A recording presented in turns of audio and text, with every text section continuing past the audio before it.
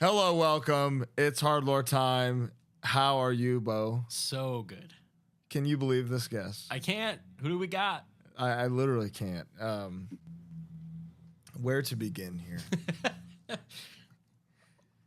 Punk legend, Rancid, Lars Frederiksen and the Bastards, Old Firm effing Casuals, friend of the show, AEW music alumni. This is destiny being fulfilled here, really.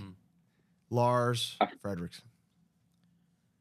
The way you explained me sounded like a Dio song, you know? It was very positive and uplifting.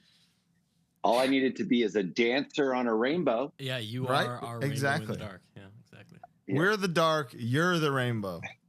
Okay. Yeah. Welcome, Lars. How are you? Thank you. I'm great. I'm really excited to be here, and I'm finally excited to see that meme of me properly used. Thank you, dude. Because it's go ahead. And that's like the third. Not only are you the third American skinhead.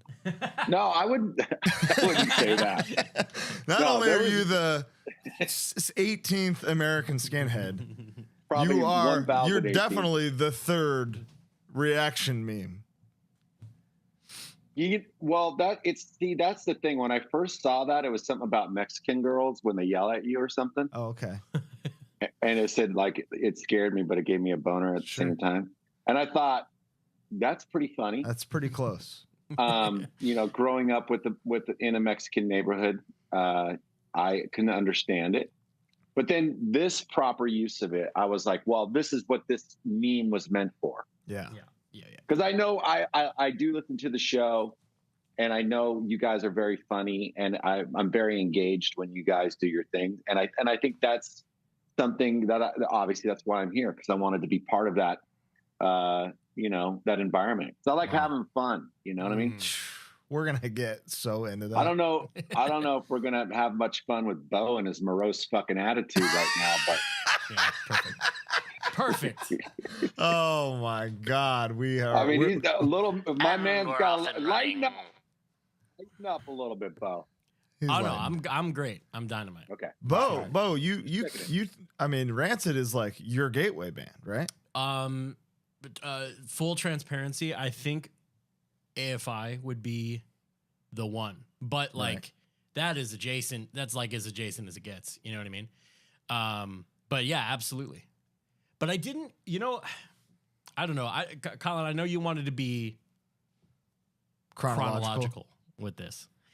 So I do have questions and stuff leading kind of into that. So why don't you take it away, Colin? Take us back Sure, in time. sure. Dad Brown. So, Lars, Yes, sir. Rancid is like the gateway band. You know, when you break it down scientifically, 94, 95, what Rancid was doing around the world got literally, this is like not an exaggeration, millions of people into hardcore and punk. I want to know who pioneers the pioneer. What were your gateway bands? Well, my brother was the one that brought home punk for the first time.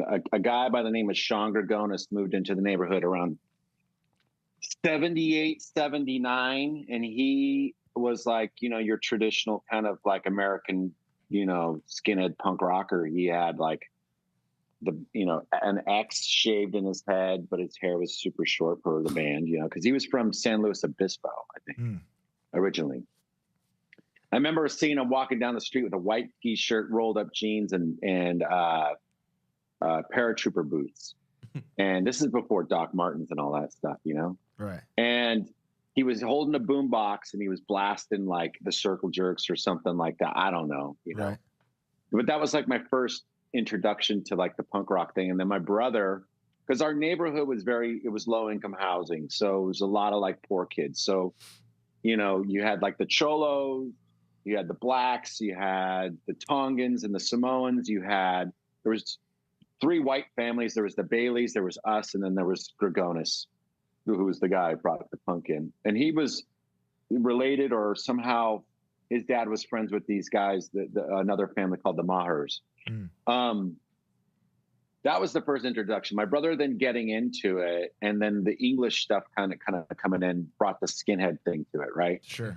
And so the bands that I first got exposed to were like the Ramones, obviously, and then it was all the oi stuff, like Cockney Rejects, The Business, Blitz, Last Resort, Foreskins, Angelic Upstarts, Infra Riot, just like, you know, you name an English punk band, that's kind of what was on the turntable. Then you had like bands like Social Distortion, and then Kraut, and shit. I'm trying to think who else. China White. And then when the hardcore thing hit, that's when it like really kind of like took a turn really for all of us, because that's when the music started to really change, you know? Right. How many of those bands that you just named have you now worked with directly? Well, played shows, worked with probably 90%. And that's like, that's what this is for us now, you know? Right. Yeah, well, that's much respect. Well, I mean, we're kind of jumping ahead, but one thing I did want to ask you about was one of my favorite series of, or like collections of videos are from the last Ramones show, where like Lemmy comes out kind of last second and plays, and you guys play a song. Was that how full circle, how much more full circle could that have been? You know? Well, it was going to go on a little bit further, which is nobody really knows about this story, but it was a crazy moment, because I remember we went to the sound check to do that show, and it was after sort of all of our touring had been done, because that was after Lollapalooza, and obviously we both ended up on that tour. And Johnny was the one that said, "Hey, we're having a bunch of guests. Would you and Tim be able to, you know, be into playing 53rd and 3rd with us?" Because they knew that was like my favorite Ramones song. Right. And we were like, yeah. And then Johnny would go, "Do your thing, do your Rancid thing. Like, get up there and burn the fucking stage down like you guys do." And that's why we're running around like maniacs.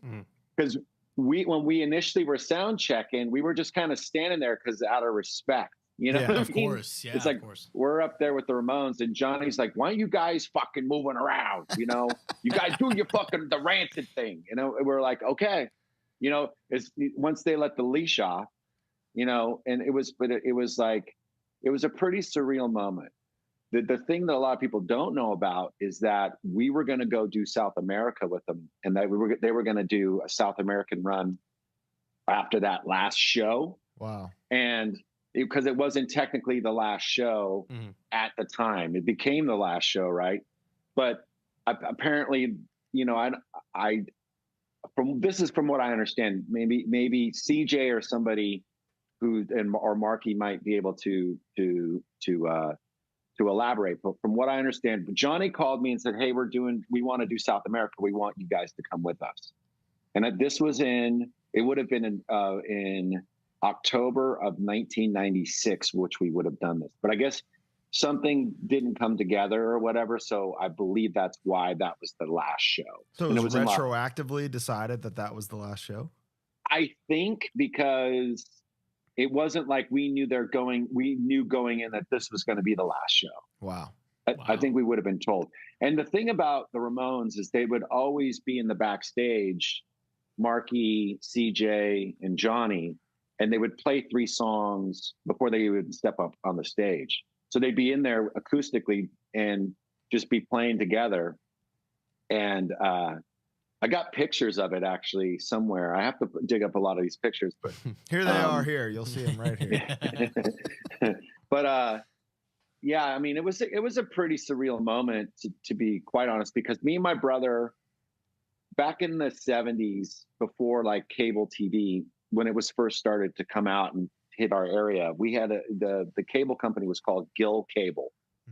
And instead of like the 4 channels that you'd normally get, now you got 13 or 12, and 12 and 13 was the Gill Cable channel. They played Rock and Roll High School, and this is probably 79. So they played Rock and Roll High School 32 times in 1 month. And me and my brother looked in the TV guide, That was how long ago it Mm-hmm. was. And we would circle it, and we would wake up no matter what time it was on, Oh but we my would wake God. up and watch the movie. And because that was, I mean, that was, you talk about the gateway, like that movie was kind of a gateway for me in a lot of Wow. ways. And then Sean, and it was like the perfect storm of all the things that came in, you know? So it's like, I was just kind of at the right place at the right time in a weird way. Like that's we talk about how like thanks lists and t-shirts get people into hardcore and punk, but like Rock and Roll High School on the TV guide that's nobody else is given that one. So thank you. Wow. Well, much respect. But you know, but that's a lot of the ways that I found out about bands like Rose Tattoo and how like people dressed, you know, because I mean, it's not like you had the internet back then. So you sort of like would see people at shows, or you would look at like you were just saying, backs of the records. Yeah. But I saw Rose Tattoo being thanked on the first Oi record, and I was like, "Who's Rose Tattoo?" Right. And then that was And a then whole other. they had the coolest art, so I'm sure you see Rose Tattoo art and you're like, "Oh, I'm fucking this is for me." This is. I mean, and a lot of the reasons why when you see Rancid band photos and we're kind of like, very close and hugging each other is straight up like, hey, let's do like Rose Tattoo, Assault and Battery. You know what I mean? Shirts Like, I off, love that. That picture is incredible. The Rose It's Tattoo incredible. promo picture is like so perfect and awesome. yeah. So I mean, that's Rose Tattoo was also like a big influence, and not a lot of people knew about it, So Right. I mean, I feel like that music was pretty underground, and when back then, like you really had to want to be there because you were gonna get shit by everybody, Right. by school, by the cop. The cops would I'm an 11-year-old kid. Cops would randomly stop me, search me. And they would always do it like around 5 o'clock when it was prime drive time, and I'd be walking home so everybody could see. Because you look so fucking badass, or what? Well, yeah, because I had a shaved head and I got boots, and it's like and even riding a skateboard. Like if you rode a skateboard, cops would be all over you. Get off the sidewalk, and then you'd get out, and then you would go okay, and then you'd be starting to skate in the street. Get off the street, it's the car. Like they would fuck with you like that. Yeah. And Where then do you want me, man? Come on. Yeah, but that's the thing. And then if you like talked back, of course you knew what was going on, and they didn't care. Right. They didn't care how old you were. You were just a freaky, they would, little, they give you that stuff. Yeah. Right. So not that I condone saying that word now, but you know what I mean? It's like, yeah, of course. It back then, you were a Devo fat, first of all, because people were uneducated about it. And the jocks would. Devo was the most subversive thing that they could think of. to a jock, you know what I mean? Right. You're probably into the B-52s. You're a fucking Devo. That's like that would be like the thing that they would say, and but where we were in the neighborhood, it was a pretty rough kind of neighborhood. So, and where was this? This was in Campbell, California. Campbell. So it was a pretty rough neighborhood. And like I said, you had like the Cholos on one street, the Tongans up there, everybody was kind of mixed, and everybody was, we Lars, all got along. I have a question. This is a royal question. This is a royal question to you guys. Let me know if you know the answer to this. Do racist guys hate Samoans too? They'll beat your ass. Do you know? Like they should know to make an exception. Nobody's fucking with Samoans, man. Well, look at to the racist community, if you're listening, yes. You guys gotta make an exception for Samoans. They'll beat your ass, okay? Anyway, I got. I would never. One of my best friends was this cat. He was Tongan. It was Juby Thaili, and that's where one of the way that was my first wrestling friend, and that's kind of where we connected, But like I said, we were all poor, and we were all kind of in that block, or the streets kind of ran parallel to each other. So everybody was kind of cool, you know what I mean? It Sure. wasn't, I mean, some of the, like in that early hip hop shit, they were kind of looking like us punkers. And I remember they would kind of look at us and being like, well, why are you wearing like studded belts or whatever? We had the, you know, the more cone studs, but they had like the pyramid studs on their belts, stud, you know? Much more common now. Yes. So, but I mean, you know, they liked street music, you know, that was the street shit, you know, and we liked street music, and we would get together and you know, drink 40s and smoke leños and fucking, you know, get high and get dusted and just, you know, overall get crazy together.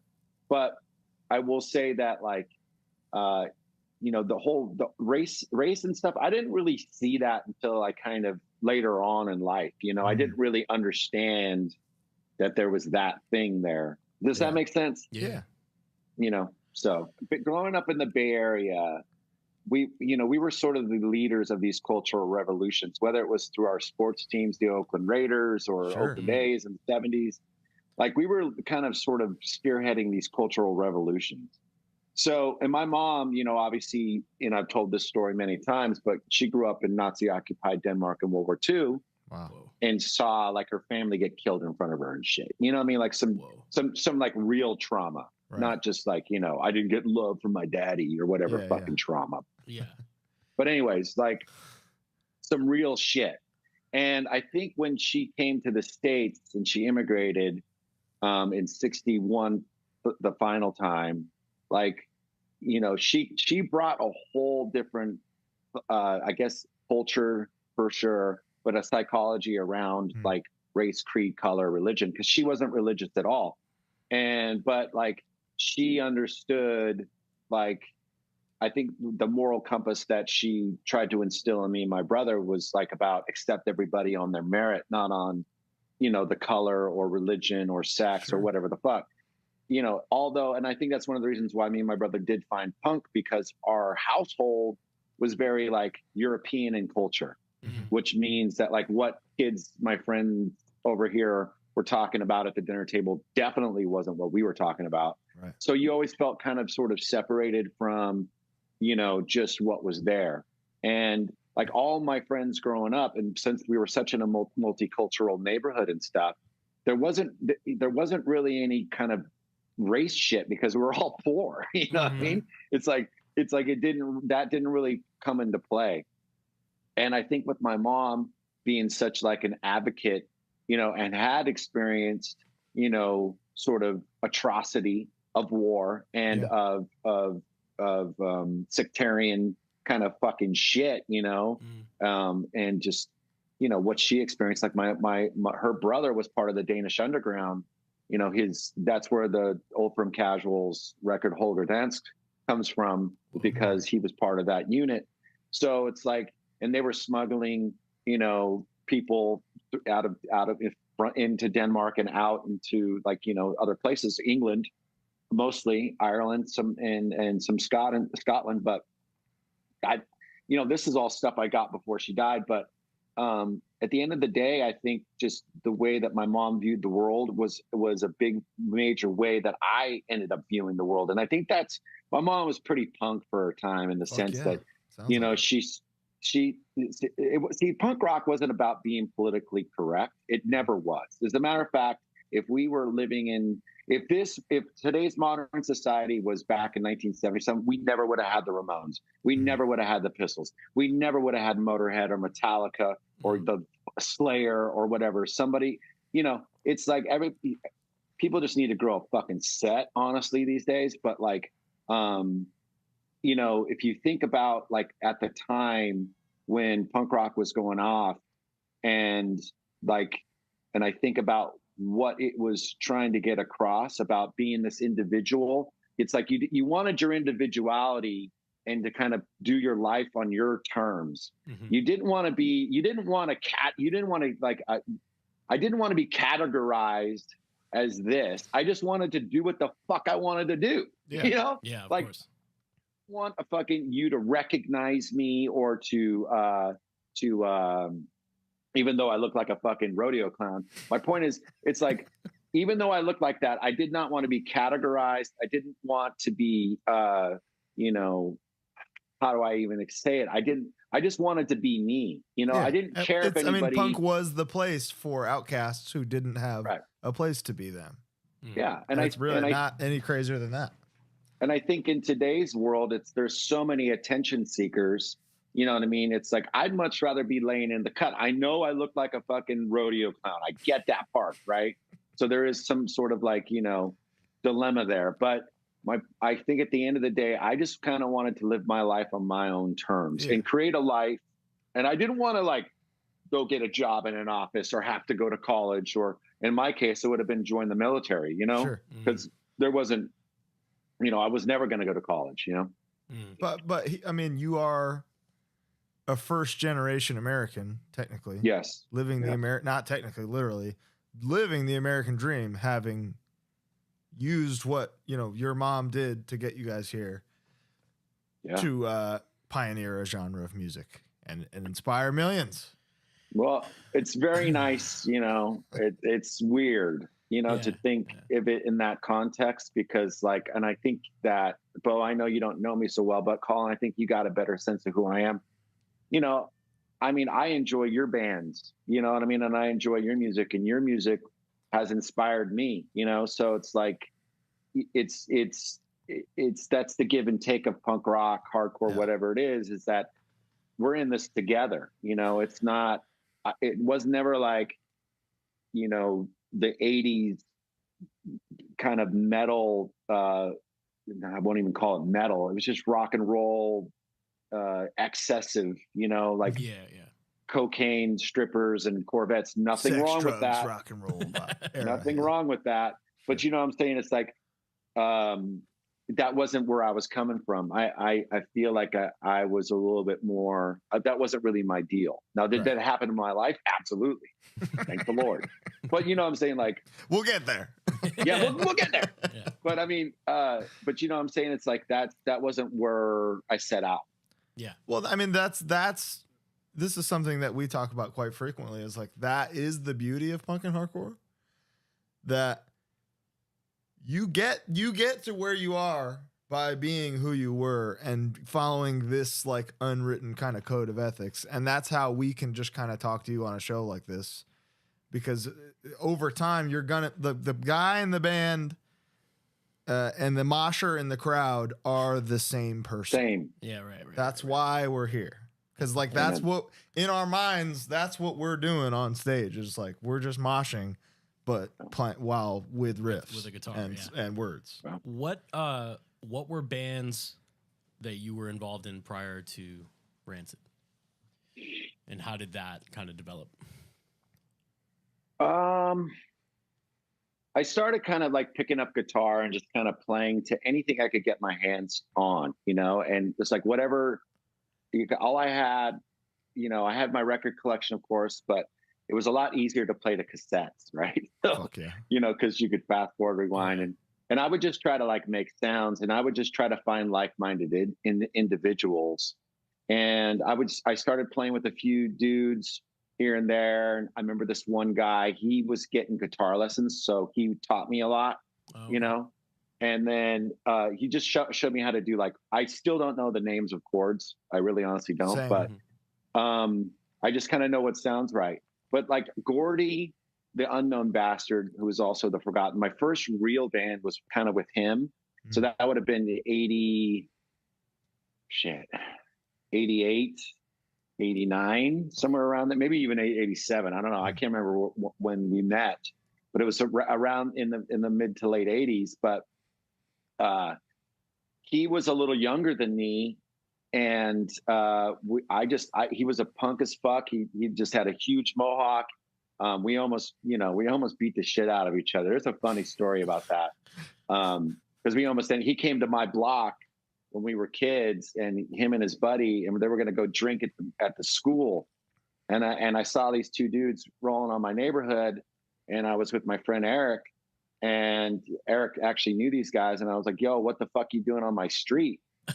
And, so you see punks that you don't know, and you're like, what's up? Who fucking told you? Wow. Yeah, I was very Territorial punk. Yeah. But because that, you know, I don't know why. But anyways, long story short, we almost duked it out. Yeah. Right. Sure. It got heavy. Like it got heavy. And then we were at a frontline show.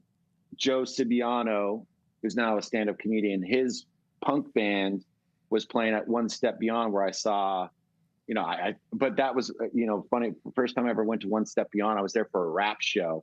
Ice-T, Egyptian Lover, Houdini, and one other. Oh, African Bambaataa and the Soul Sonic Force. Fuck yeah. And I went with my friend Wade Mendoza. And I was obviously the only little punker there. But yeah, we go to this show, and I see this punker in the pit, and his mohawk's hanging down. I can't really recognize him because it's kind of dark. And there's these fucking like surfer douches that used to roll out to these shows from Santa Cruz or wherever the fuck. And this is kind of more my neighborhood, more my manner. So, and I see them kind of fucking with this guy, right? And I know a few of the heads there, and they know me, and they obviously know my brother. So I was like, all right, you know, this kid's going to come around, and they're going to push him because he was the only one dancing, right? They're all just being too cool for school. So I go in there, and I fucking put my arm around him, right? And my shirt sleeve gets caught on the studs on the top of his jacket, so I can't really let go, you know, so I'm kind of with him. And I remember this kid, he had an exploited like patch on Gordy did on the back of his jacket, and some dude went to go rip it off. That's what made me grab Gordy. And then I didn't know it was this guy that I had just, you know, so we kind of were dancing in the pit together, because I was like, kind of like, leave this fucker alone. Otherwise we're going to go down. And I kind of looked up at him, because Gordy's, you know, like 6'2".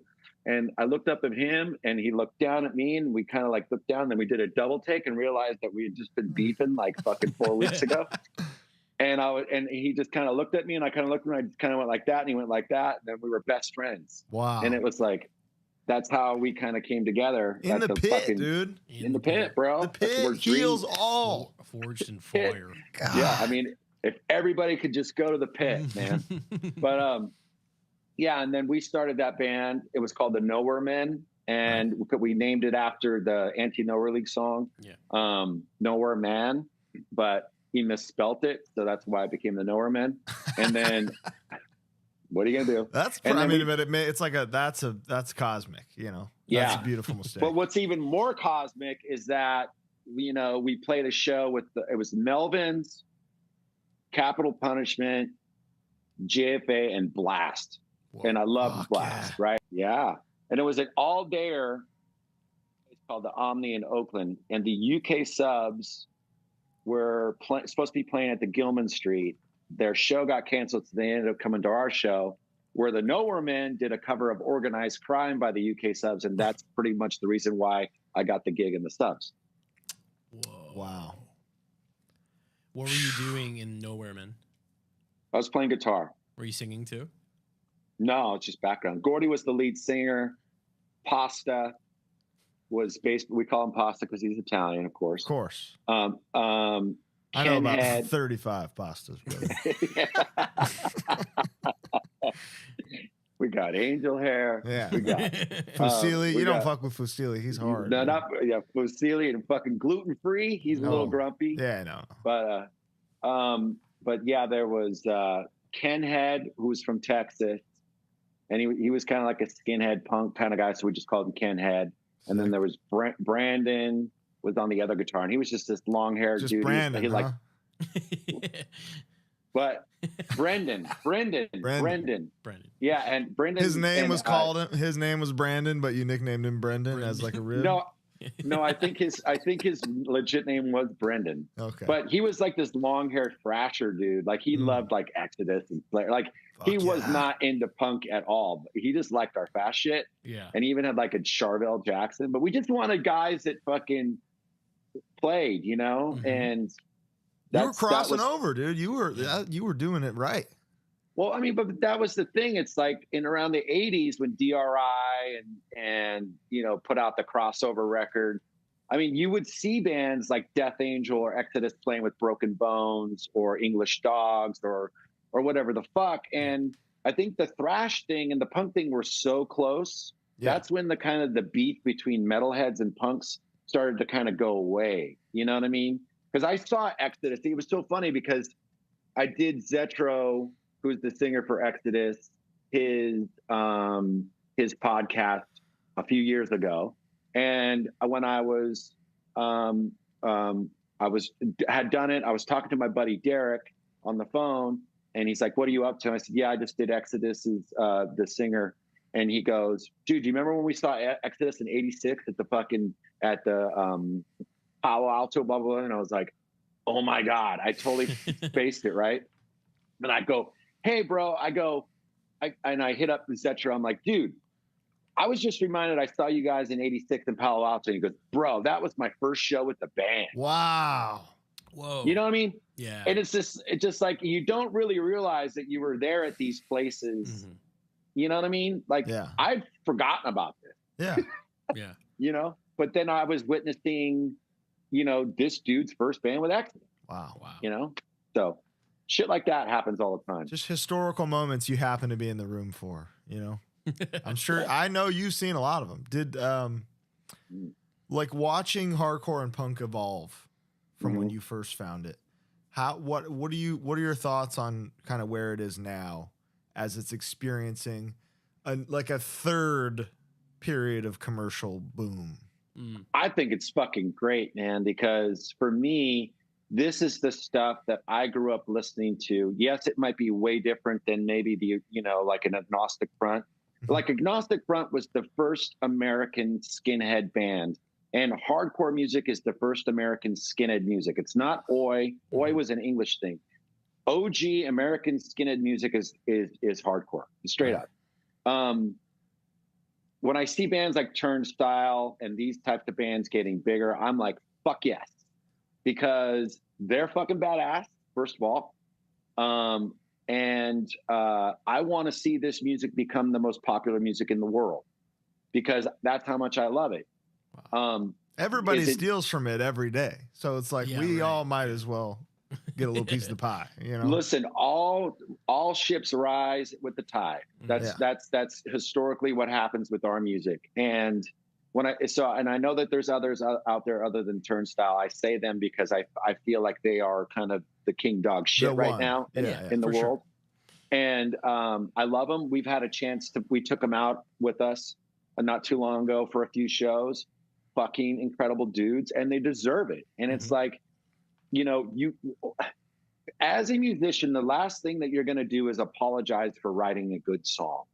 Amen. You know what I mean? So it's like, I personally, what I've experienced, like, I could only imagine if there was a Facebook or an Instagram back in 1995. Like, fuck, like, I mean, just the amount of shit that we got just for doing what we were doing. Yeah.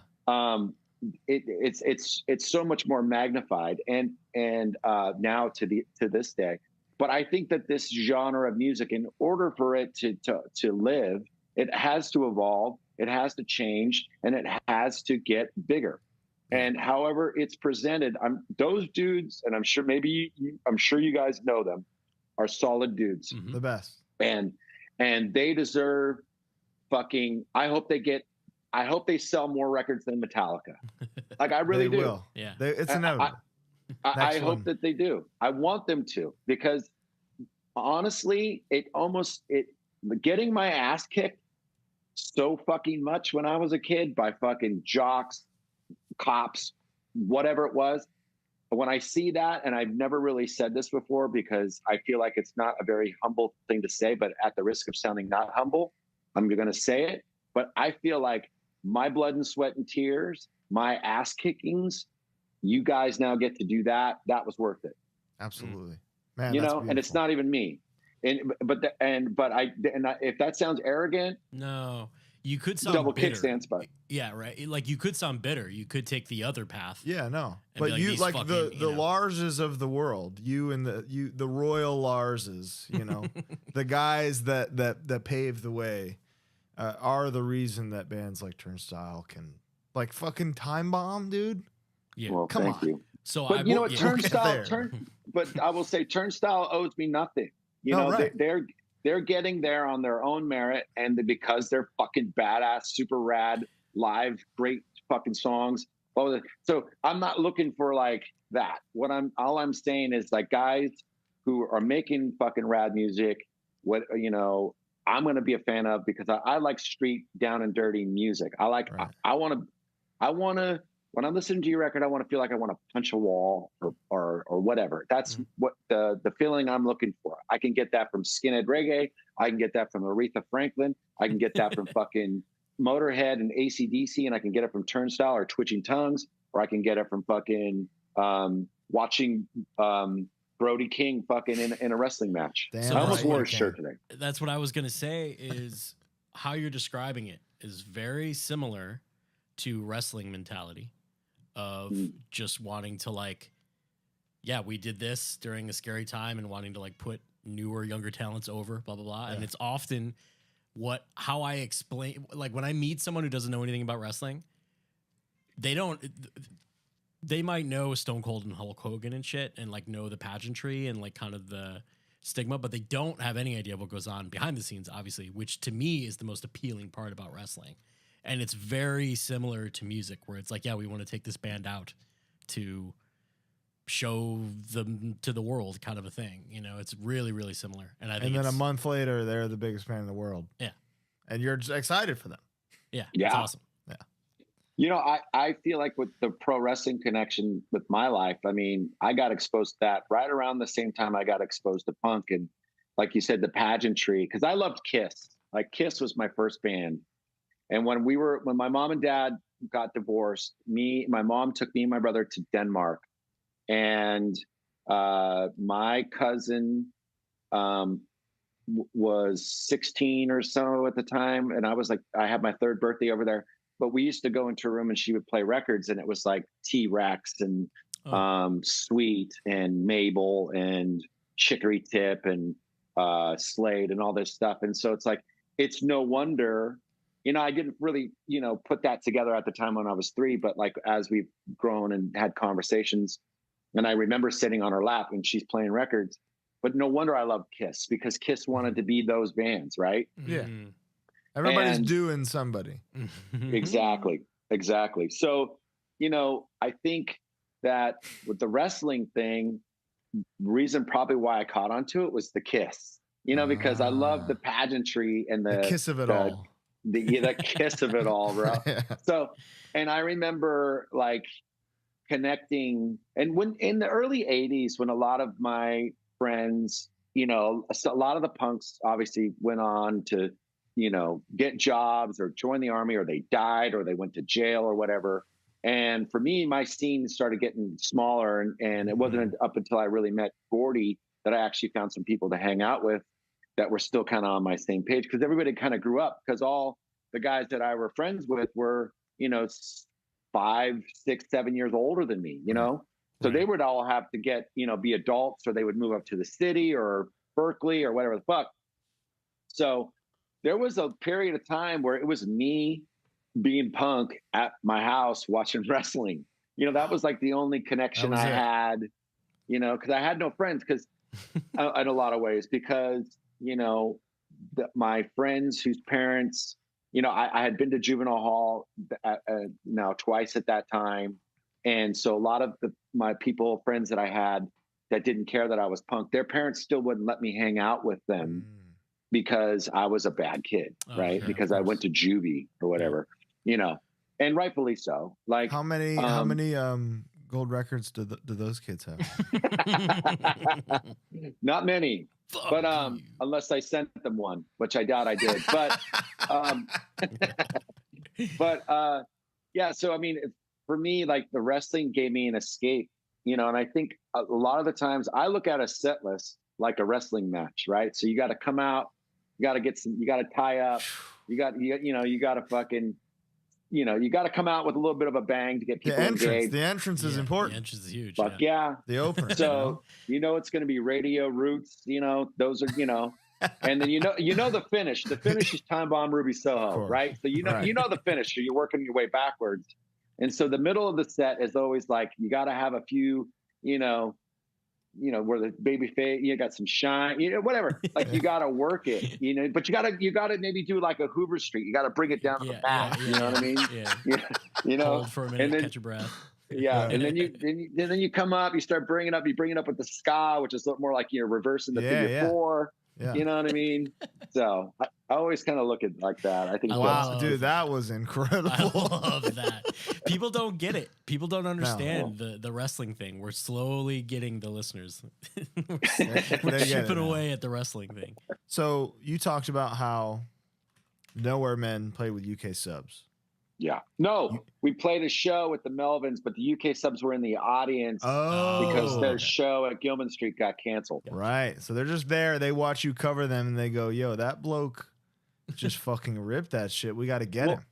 Well, this is what happened. So like after our set, I went over to the bar. I recognized Charlie Harper and he said, hey, really great set tonight. And I said, thanks. And he said, can I buy you a drink? And I said, sure.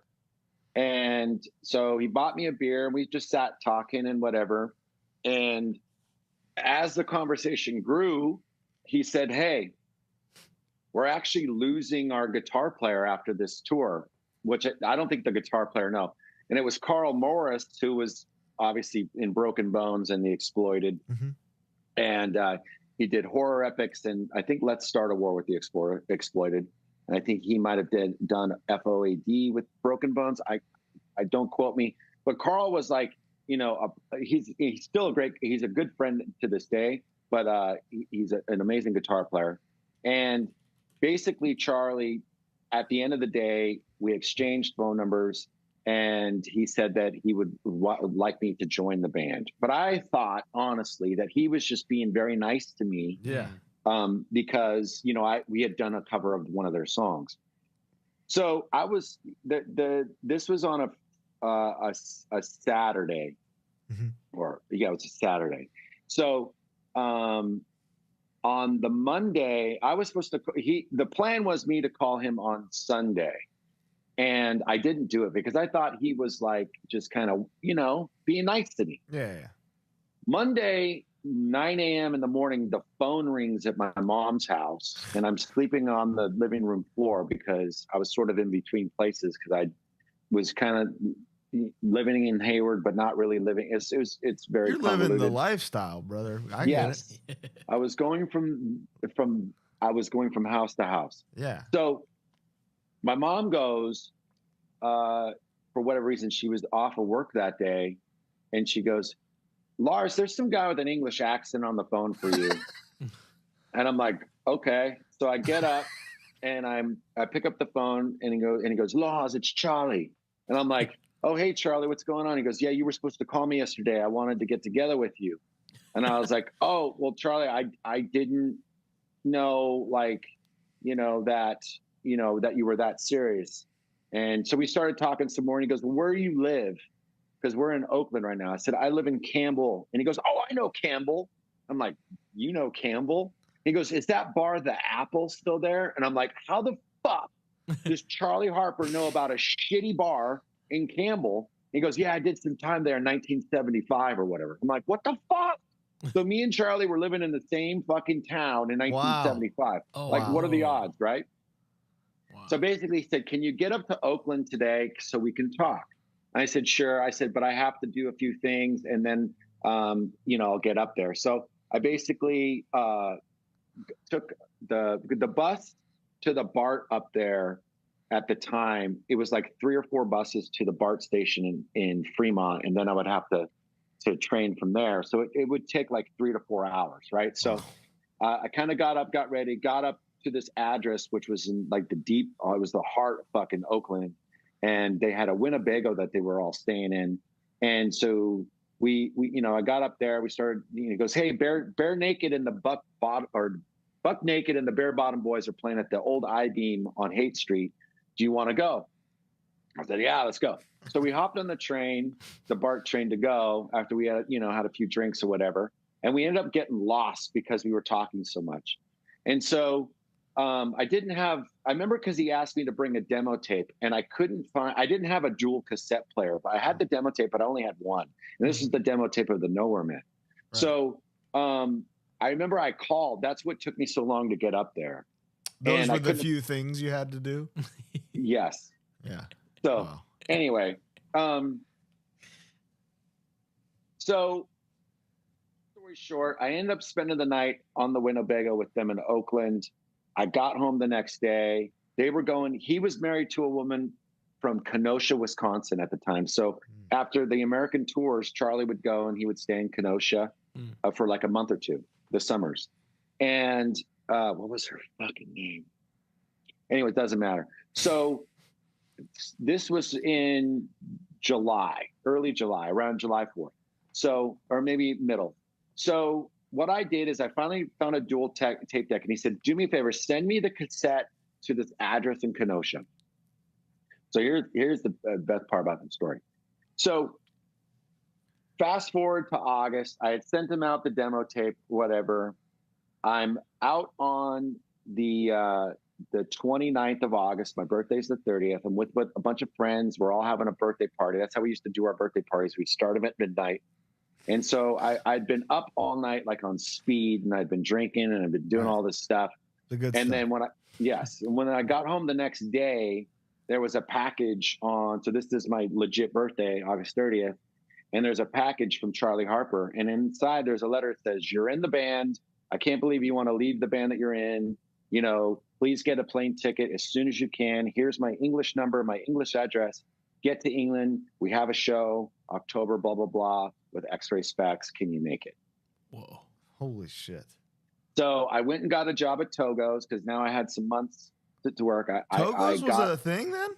Oh, yeah, bro. The first Togo's was in Campbell, California. What's There Mind you. Or San Jose, excuse me. But anyways, doesn't matter. Close enough.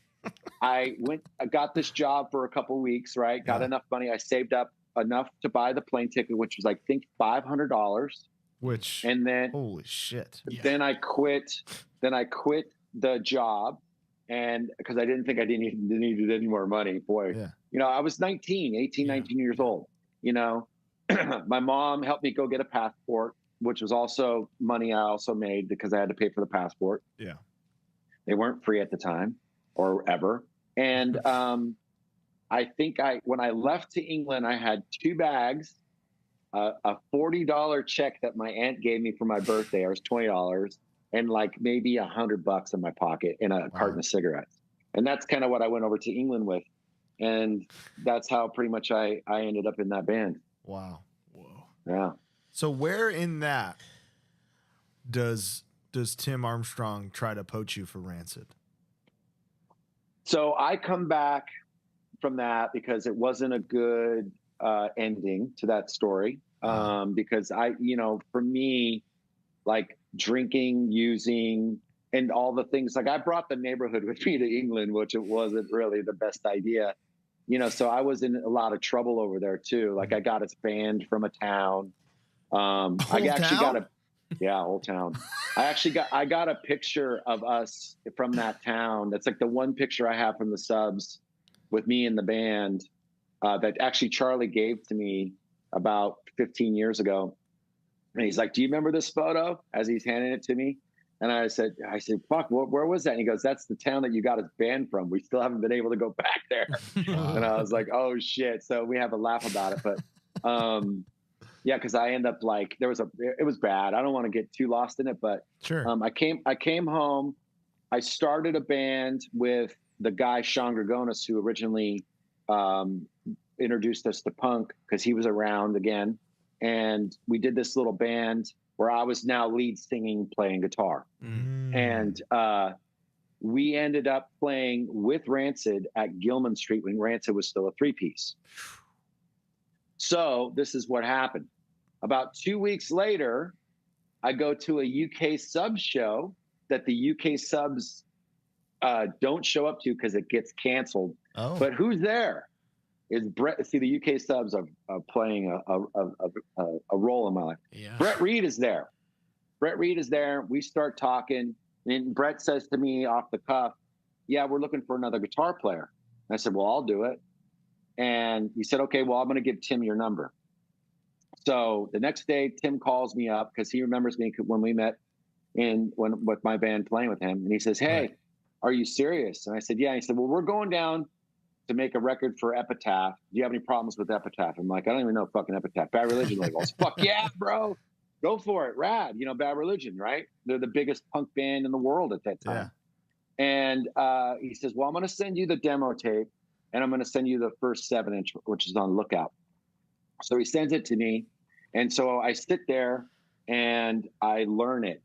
And my band at the time was supposed to go down and play this place called the Doll Hut in Anaheim. And the bass player had girl problems. So a day before we were supposed to go down there, he calls and quits, right? Because his girlfriend gave him an ultimatum, the band or her. He chose her. Anyways, doesn't matter. No resentment. But then literally after I hung up the phone with that, Tim calls me and he's like, hey, do you want to join the band or what? And I was like, yeah, my band just broke up. And he said, okay, well, let's get you going. Can you come down to LA? And it was now it was like a thing. Are we going to take this new guy and put him on the first record? And I said, hey, Tim, like, I really want to earn this. Like, let me earn it. And thank God that they didn't, go with me sight unseen, because, after my first band practice with them, that's when, my life sort of changed, because, and what I was doing sort of, drinking and using and all the other things sort of had to kind of go by the wayside, because I don't think it was kind of the hit you like, oh, this is real. This is a real chance at a bigger life. Well, two things that really that I remember about learning that tape is I remember, because I wasn't living at home at the time and my brother was still living there because he was between places. And I was listening to the cassette in there and I was practicing to it. And my brother goes, and it was Matt Freeman was singing, and he goes, hey, pause that for a second. So I paused and he goes, dude, is that dude like a big black skinhead or something like that singing? I'm like, what do you mean? And he goes, he sounds like a fucking gnarly skinhead. And I go, no, it's Matt Freeman or whatever. And he goes, well, listen, I'll tell you what right now. If you don't join this band, I'm going to kick your ass. Wow. An older brother's word is law, as I can tell you firsthand. Bro, it's like, there's a story about, my brother was a tough motherfucker, right? And like, when I got stabbed at one time, like, I can tell that story all the time, but anyways, that's what really, that's the moment that I take, I mean, it's like my brother saying that, thinking that Freeman was a big black skinhead, which is, like those are the things that I take from that place. Like, well, because that statement was said with like, hey, that's the coolest thing in the world. Yeah, exactly. Right, you have to join this. This is the coolest thing in the world. Right. Because I mean, that was the thing I feel like that really propelled me into going that route. And then when we had our first band practice and I got shit hammered and embarrassed everybody, and was pulling out my dick in front of the Berkeley Square and telling Joe Sib I was going to fucking beat the shit out of him if he didn't buy me a shot of Jack Daniels. A lot of this stuff I remember, a lot of this stuff I don't. Sure. But Tim pulled me aside and said, hey, listen, dude, it's either drinking or the band. And I was like, it's the band. Because I knew that if I came home with my tail between my legs and I had fucked this up, my brother was a man of his word, and he probably would have kicked the shit out of me. I mean, I'm surprised I survived with him. I mean, he stabbed me twice, you know what I mean? So it's like, he was serious. He was minor arteries or? Well, he stabbed me in the back with a pencil one time and broke off the tip in my back, which they still never got out. He didn't know that would go in though. That was an honest mistake. He fucking knew. He fucking knew. He was one of the most gnarly, violent dudes. He was trying to sharpen it. He figured your back was fair game. That was a mistake. The other one, I can't. I was in the shower. And I was naked as a jaybird, obviously, as you do in the shower. And I must have been about 15 or 16. And he had a knife and he started making the fucking Psycho. trying to recreate this Psycho scene with me in the shower. And I'm literally like going like this, And he got me on the arm. You know what I mean? And he started laughing, this maniacal laugh that he always used to have. I don't think he was high either. That was the thing. That was the scary part, you know? He was just vibing. He was just like, this is funny. This is good stuff. Violent, violent, not vibing. Fuck that. Yeah, but well, you know, he's dead now, so it's like he's probably laughing about it up there, or wherever he did all that so that you'd have shit to talk about, you know? Bro, he toughened me up. He toughened me up. I mean, we didn't have a dad around, and I remember one time I was shaving. This was after the stabbing, after the, you know, or before the stabbing incident when I got stabbed by these fucking goofballs at a party.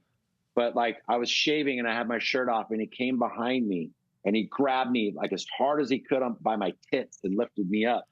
And I just reacted and just punched him like that. And I caught him right in the chin and he dropped against the wall. And as I'm sitting there, I'm like, oh my God, I'm going to get fucking killed. Yeah. And he stands up and he turns me around and goes, I've been waiting for you to do that for 16 years. Wow. And turned around and walked away. And I was like, okay. Like, that was a moment. You slayed the fucking dragon. Dude. I slayed the dragon, bro. Wow. But yeah, I know we got lost off the subject, but that's how I got into the subject. That's how I got into the subject. That's real, man. Pardon this interruption. This episode is brought to you by Athletic Greens, and we're here to talk to you about AG1. AG1. Bo, tell me about your journey with AG1 so far. I'm running low, so I'm sweating it. This is gold for me right now. Oh, man. We got to get a re-up. We do have to get a re-up, and you know they're going to give it to us because they knew that we need this dietary daily supplement. I start off every day on an empty stomach with AG1, and I take my little vitamin D drops in there, and I'm very sensitive. I never get a tummy ache. I'm not saying this will happen for everyone. I'm just saying for me, no tummy ache, no nausea, no nothing. It's a good way to start my day. I like to fast as it is. And it makes me feel like, okay, I'm getting this in. I'm getting my vitamins in. See, I forget I'm no good with vitamins. So it'll be 5, 6 p.m. Yeah. And I'll find myself thinking like, why do I feel so poopy all of a sudden? And then I'll see my gorgeous green canister sitting on the counter and I'll go, oh my God, my AG1. I haven't done it. Yeah. This is not, people think we're like shilling out or whatever, like Wayne's World style or something, but like we do not accept ads that we don't agree with or use. That's just really sad. They had to convince us. Yeah. To like it was a mutual thing where they fought for us and then we were like, okay, we accept because we have found it so physically beneficial to us and our terrible bodies with our terrible diets. You truly have the best sum up, which I'll do while you're gulping, is you don't necessarily notice when you take it, feeling any one which way. However, when you don't take it, when you forget, it's like, oh wow, this is how I felt before this, huh? Yeah. This is my body has just been begging me for this one thing this whole time. AG1.com. athleticgreens.com/HardLore. HardLore, yeah. You get 5 of these free travel packs of AG1. That's you 5 can go days. anywhere. You got your daily supplement with you. And it's just a little powder you pour it into this gorgeous bottle, mix it in any bottle of water. Delicious. And you get a year's supply, which I believe is this whole tincture of the D3 plus K2 vitamin. 600 servings in this little bottle. That's like 2 years, right? Basically. So that's a liberal year. It is also whatnot time. Whatnot. Oh my God. I'm a believer. I'm obsessed. Yeah. I didn't get it. 4 months ago, 5 months ago, I didn't get it. Then we started just the concept was a little lost on you, right? Yes. Kind of that it's Twitch meets Cameo meets eBay. It really is. It is the best place to buy and sell any kind of memorabilia, realistically. And our guest on this episode, Lars Frederiksen, is on there. You know who else is on there? Brody King. My favorite person. Danhausen. All Ego Ethan Page. Wow. Tons of people, tons of different products, toys, cards, games.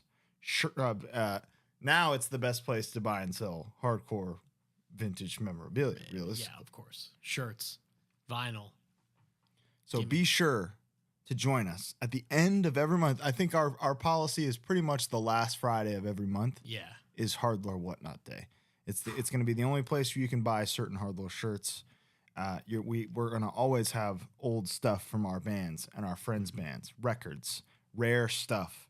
You can come, you can bid, you can hang out, and you basically watch a 2-hour-ish live HardLore episode that is never seen again. Mm-hmm. And we typically do around 10 items each, so that's a lot of stuff you can get. We do giveaways, we do all kinds of stuff. It's a lot of fun. Click the link in the description for $15 off your first purchase, and it's also Manscaped time, baby. We've been scaping men for months now. we got our packages coming. I can't wait. Oh, that body wash. Some body wash coming. I'm staying thick as thieves with the crop preserver. And you're preserved, and I'm revived. Yeah. I'm living deliciously since Manscaped came into my life. You know, Black Phillip living life. That's me, man. I Enjoying smell the taste of great. butter. I smell good. My balls are barely balls. You know, might as well be my elbow at this point. It's all one thing, and that's thanks to Manscaped. So use code HardLore for 20% off plus free shipping. Yes. I was just going to say, we kind of have a golden ticket. I've tried a myriad of products. I've yet to even find a thing where I'm like, like everything. I'm like, oh, this smells great. Like every single Manscaped product that we get sent is like, yeah, I could use this forever. Yeah, you know? Exactly. Yeah, I could keep this in stock for the rest of my days on Earth. Mm-hmm. So we hope that you feel the same. And, you know, our goal is to get you 20% off those things and free shipping. Free shipping. So you use code HardLore, you scape your man. If you buy it for your partner, your ex, if you want to fuck with them. Dad. Your dad. I sent my dad an extra lawnmower that I had gotten from Manscaped. Lord knows dad's balls be stanking. And this is the only remedy. Okay? Bo's dad's balls needed this. And thank God his son has a podcast where he could make that a reality. I love you, Dad. Back to the episode. So the gravity of what Rancid would eventually be was something that you were feeling like off the rip. Practice number 1. You know, I just wanted to be part of a really fucking good band, and I loved everything about that band. I loved their hooks. I loved their chord progressions. I loved everything about it. And I remember when I sat down for that first practice and Tim said, "Can you play me Animosity? Can you play me this? Can you play me that?" And I just effortlessly just did it. He said, "Okay, you've got this." Because, you know, I sat and immersed myself into that for days, you know, and really learned it and I learned both parts. Like whatever I could hear, I just thought I'd learn it just, you know, and if I got it close or whatever. I didn't necessarily know that it would become what it became, but I did start to see that like every time that we played a show, there would be 50 more people, 100 more people. You know, and then now we're selling out Gilman Street. Now we're selling out this place. Then we're on the road in 1993. And then our video in December of 1993 is being played on MTV Hyena. This predates Green Day, Offspring, all those bands. You know what I mean? And we learned about it. We were in Europe at the time on tour with Rancid, and it was like December. It went from the end of November to January 1994. That was the first European tour. But we were out on the road with Rancid in August, September, a little bit to October. And I tribute to the hardcore thing, because I remember you were saying that Stormy Shepherd was booking us. And Stormy Shepherd obviously was booked all hardcore bands. We were the first punk band that she booked. And I think the Offspring came later, or the Offspring came first, and that's how we found out. I don't remember. Totally. But when we would play shows on that first US run, we were playing with all hardcore bands. Right. Which was very unheard of at the time, because hardcore played hardcore shows, punk rockers played punk rock shows. Yeah. The streams did not cross Egon. But then you have AF shouting out Punks and Skins in the tracks, and it's like they're begging for it. But the first time that it really kind of came together in a long time is when we played with Sick of It All at City Gardens in New Jersey. And that was the first time that like a punk band like us with mohawks, studs, leathers, the whole thing, played with the hardcore band. You know what I mean? And it was that became a friendship and a bond, because we ended up doing that out on the West Coast too. And I think, and then we started playing, because we play with bands like Sheer Terror and Madball. And, you know, we started playing with a lot of the hardcore bands, which I think was more, for me personally, I will say, more aligned with the kind of people that I grew up with. Sure. Does that make sense? The attitude, the music in that scene. I remember in like 95, 96, when we were, you know, All Come the Wolves was doing its thing. It's like, I would go to mostly hardcore shows because nobody treated me weird. You know what I mean? It was, you know, like I would go see Powerhouse or and they're just glad that you're there. They're just like, oh yeah, Lars is Lars. Of course he's here. And those were my homies. Like me and Chris is Powerhouse, the singer, is the godfather to both of my kids, right? He's like my brother, you know? So we had that bond, and then Eddie and Ernie, of course, from the band. But, you know, it was such a different vibe, because I'm trying to remember of all the bands that were going off back then, but like all the hardcore shows I would be at them. I mean, that's where me and Davey, you know, Havoc, like we would see each other all the time. And it was like the hardcore thing, you know, when we would go to a show, it was a little bit more akin to what I remembered shows being when I was a young kid, right? So, you know, because now that we were sort of out in the public, we were kind of more of a public band. You know, there were people who didn't like that, you know, and I wanted to go and to a place and just enjoy music and dance and do those things, and that's all we got, brother. Well, but that's the thing. It's like the hardcore community really accepted, you know, Rancid, just because I think we played with a lot of those bands to begin with. And those became all of our friends, you know. Yeah. It wasn't, you know, we weren't, you know, we knew Green Day, but we weren't super tight with them. We knew The Offspring, but we weren't super tight with them. Yes, we're on the same label. We knew NoFX, but we weren't super tight with. You know, like we weren't palling with these guys every day. We knew them, we loved them. Sure, hi, love you. But like, I'd go to New York and I'd see Paul Bearer, I'd see fucking Pete Kohler, and I'd see Roger, I'd see Freddie, I'd see fucking, you know, whoever it was, you know, Ezak or Toby Morse, or, you know, me and Toby were fucking thick as thieves, and me, Toby, and Ezak, you know what I mean? And it was like, that's, you know, what it was, you know, 25 to Life would come into town. And, you know, like we would go see them. 25 to Life stayed here. That's how I met Warren. You know, it's like a lot of it was mostly the hardcore, like, you know, if bands needed a place to stay, they crashed at my house. Nice. You know what I mean? Because I had a house, and I was like, fuck it, take the couch, you know, or, you know, whatever, sleep here. You got sleeping bags? Let's go get you some, you know, like, that's the way, you know, my mom let Social Distortion sleep on our fucking floor when I was like 11, dude. So like, kept that going. You know, you got it.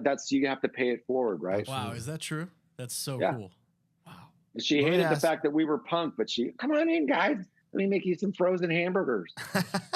Hell Not yeah, even kidding. Let me ask you something about that time, Lars. Sure. What was going through Mohawk, leopard print hair Lars's mind the first time he sees a spin kick in the pit? Were you like, fuck yeah? Or were you fuck yeah? Okay, first like time I ever scared boner moment again? Straight up, but it was like a good boner. Yes. You know what I mean? Because I wanted to be in it. I remember me and Tim went and saw Madball at the Limelight, and this would have been 1994, and Minus was in the pit, and he's swinging a bicycle chain in the pit. This is already perfect. Minus is like my brother from another mother. Like me and him, when we're together, it's the best thing. It's always, you know, there's a group of us, right? When we get together for the bowl or whatever. And Minus is the homie. I love him to death. Like, he's just the best dude. He's the funniest guy. Like, I wish I would literally legit let Minus live in my house with me right now. Like, that's one guy that Minus, if you're watching. He lives in Florida. He's got a great life. But my point is like, he's the one, he's like one, there's many, but that dude ever needs anything. It's like, that's my homie. But I remember seeing him swinging that bicycle chain and just doing the fucking picking up change. And I'm just like, this is fucking, Yeah. you know, like I wanted to get in there. Yeah. Now, I don't think 155-pound me at the time would have been able to handle myself in that environment. But, you know, that was the Limelight 1994 Madball. Wow. That was art. There couldn't have been a better answer. You just painted a painting for me and gave it to me for free. Thank you. Right on. Minus doesn't remember that. One thing that you touched on really briefly was when you were talking about wanting to join like a serious band, as in like going like strong, foundationally sound. You mentioned like hooks. Rancid has some of the coolest melodies and hooks, like in all of alternative like punk music stuff, where I hear fucking Ruby Soho comes out and that song is in my goddamn head until the next time. Earworms. You know what I mean? Straight up a hive of earworms. Where, like right in the beginning of the conversation, you mentioned like whether it's this, that, Aretha Franklin, whatever. Like, did you grow up listening to, I guess, like pop music? Because like a lot of the hooks and a lot of like the chord resolutions and where you guys end up when it's time for the song chorus. structures are classically pop structures. And exactly. That's got to be a reason why they resonate so well.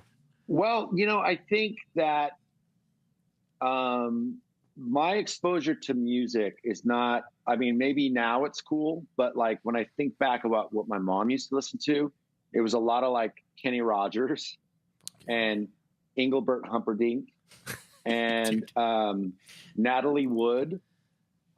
She liked her voice. But the thing that I remember Natalie Wood had songs?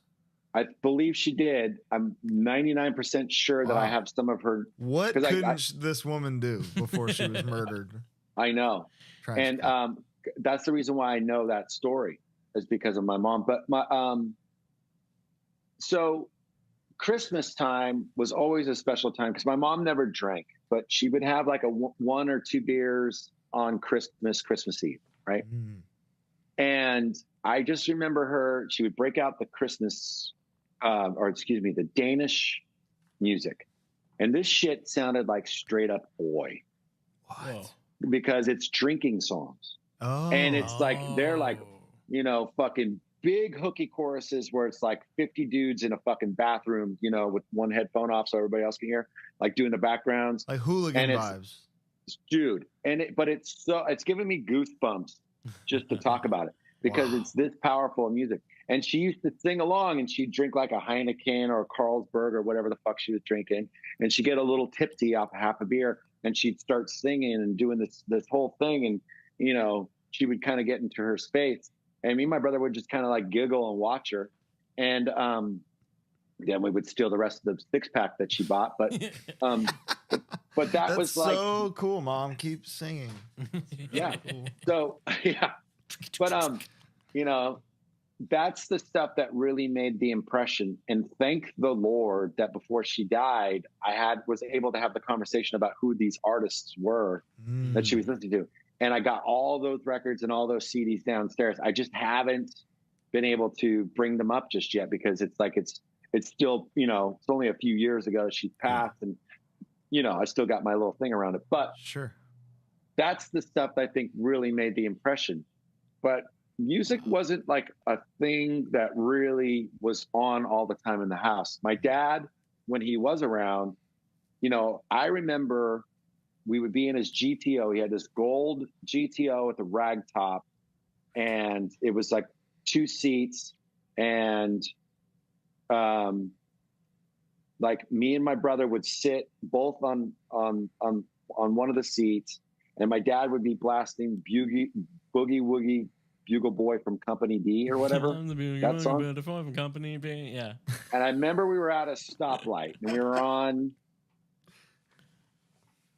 Bud Avenue, San Tomas, Aquino Road. We're waiting for the stoplight, and my dad's drinking Coors, and there's no seatbelts. And my dad turns to my brother and says, "Hey, Robert, hand me that gun underneath the seat. And my brother reaches out and he's got a little 22. And my dad throws the fucking beer cans out as we're waiting at the stoplight and starts shooting at it. And I was like, we thought it was the raddest, funnest, coolest thing. Yeah, of course. Ever. You know, he hit him. He hit the cans. How I don't remember that. I just remember the soundtrack. The soundtrack being the Boogie Woogie Bugle Boy from Company B or whatever that Pardon song. Me, boy, is this the Chattanooga Choo Choo? So that's like the hardest song ever in the back of your mind because of that moment. Pardon me, but those are the first musical impressions I feel like that I remember. Those are like, huge impressions. Yeah, you know.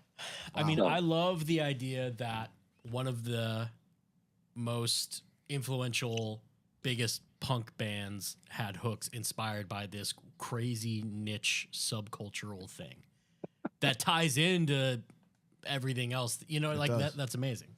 Well, Tim loved, so many different things. He had older brothers too. Me and Tim are both younger brothers. He's the youngest of three. I'm the youngest of two, right? So, and then Freeman, like he learned on French horn, right? So he was a horn player and he's like the musical genius that can pick up anything and figures it out, right? Mm-hmm. And then Brett was, obviously younger than me because Freeman and Tim are 6 years older than me. And then Brett Reed was a year younger than me, but now Brandon is now 6 years younger than I am. So there's like, I think we bring a wide scope of things to it. And I think at the end of the day, like what Matt and Tim really like, when we have conversations about it, we all like that rock music. We all love the Ramones. We all love the AC/DC, but Matt loved X and he also loves Dio and shit like that. And then Tim loved Tim liked Kiss, mm-hmm. Tim like fucking loves AC/DC, you know what I mean? And so it's like, we had all that rock stuff, right? But then what was that punk shit too? It's like, mm-hmm. we loved the Circle Jerks. We loved Black Flag. I loved a lot of the Oi stuff. Matt loved a lot of the, Southern California stuff. Tim loves hardcore. Like if there's the hardcore influence on Rancid, I would say he would be the one that brought that originally. Like, wow, cool. I would, we saw Youth Today. We saw these bands fucking Go and shit like that. Like we saw a lot of these bands back in the day, and I feel like we loved the Cadillac Tramps. We loved everything that, as long as it was like street music, I think we incorporated it somehow and made our own thing. And what we thought, a lot of people used to say we sounded like the Clash. They still do. And that's a totally great comparison. It's better than to be compared to Bon Jovi. But like, if you listen to like Sham, or if you listen to the Ruts, or if you listen to some other bands, I think you might find that. I think the Clash was the obvious, right? Yeah. But I think if you listen to Rancid, there's more than just a Clash band. You know what I'm saying? 1,000%. So, and I think that the English influence is just as strong as the American influence.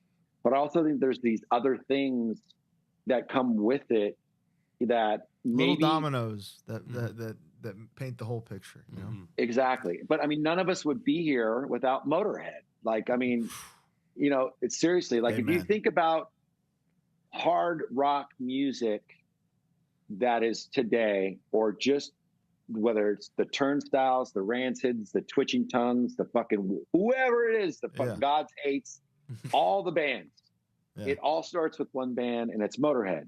And because if there's no Motorhead, there's no music that we know, hard music today. Yeah. If you think about Judas Priest and all these other bands, listen to their 70s records and then listen to what Motorhead was doing. Right, yeah. And then see what then they did after that fucking Overkill came out. Like, Motorhead was doing this before anybody. Motorhead invented "Fuck You," which changed everybody's attitude. I mean, you think about all of that music, thrash, whether it's Metallica. It's all this. Yeah. And that's what makes it good. Metallica had to move to the Bay Area before they got good. So it's like, sorry, guys. But I mean, Metallica and other Lars are very vocal about Motorhead being the band, Well, a lot of people shit on Lars, and I don't understand that. And because. And justice for Lars, dude. Dude, straight up. Yeah. Listen. I asked him one time, I said, hey, listen, I have a feeling that your style of drumming is just you trying or is heavily influenced to being filthy Animal Taylor. And he's like, yeah. He goes, no one's really ever said that to me. And if you listen to Filthy Animal Taylor and you listen to Lars Ulrich, it's like they meet. You get it now. You get it. So, and Lars is a great fucking dude. I love that dude. So he's objectively one of the greatest musical minds to ever live. And he was right. Easily. Lars was right. So Lars is so far in my life creatively. Guys named Lars, 2 for 2. There's only 2 on Earth. They're the best Bat guys. 1,000, yeah. Loving both Larses out there. Much respect. So your first few tours with Rancid, yeah, occur around Let's Go. Is that correct? No, 93. It's before the first record even Let's Go. came out. You're before. Oh, wow. Okay. Wow. I joined the band prior to them, while they were basically making the first record. Wow. And like I said, that was the question: would I go down and do tracks, or would I earn my spot? And I said I'd rather earn my spot. Yeah. But I was with badass. them through the whole process. I remember Tim going to Kinko's with the album cover, Wow. So we made Radio. That was the first thing I was ever on. That was 93. So, right. And that was something that was very Billy important. Joe co-wrote that song? Is that true? Apparently he did. I don't know. I mean, I don't know. Okay. We've never talked about that. That's fucking crazy. Here we are this is breaking news. Yeah. Lars doesn't know. I remember it being talked about, but I think it's like an afterthought, it's not like one of those things. Maybe he came up with the riff. I don't like he was know. jamming and did a thing that happened to make it, but it wasn't like a sat down to write that song type session. I just remember walking like over by where the Green Day house used to be, me and Tim, and he's like, we were talking about, here it is, here I am, turn it up fucking loud. Like that part of the song, we were kind of having a chat about in what order those so you workshopped that out loud together, just walking down the street. Well, we wrote Midnight and Nihilism. We wrote Nihilism on the steps at his house. We wrote Midnight or one of the international, I can't remember which one, on the backs, and St. Mary was, it's kind of foggy, but I would definitely tell you that like Junkie Man was written on Stormy Shepherd's steps in the front of her house. Listed MIA was written at the Omni Hotel in Detroit, Michigan. Excuse me, not Listed MIA, Lock, Step and Gone. Like there's certain,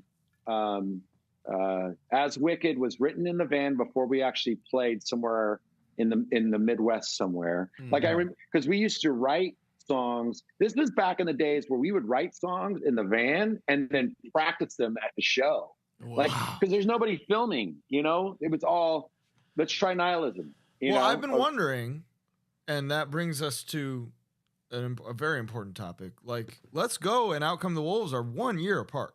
Yeah. And I can't fathom how a band would do that now with infinite ways to demo songs, let alone and that's you're touring songs all the time and still manage to put out like this breakthrough phenomenon 1 year later. Well, the thing about it is that we were always had guitars with us.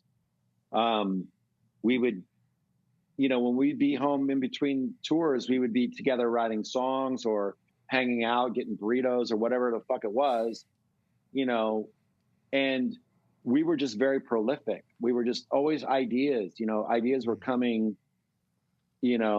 super fast.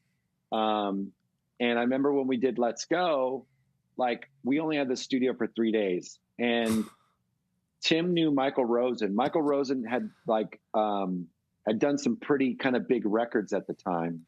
Yeah.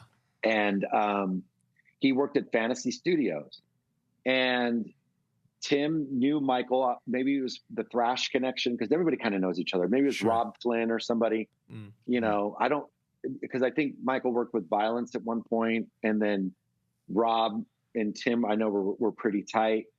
And maybe that's just Bay shit. Bay. Yeah. Yeah. Just bass shit, Bay you know? love. And yeah. And so we went into the same room that Creedence did all of their recordings. Fuck yeah.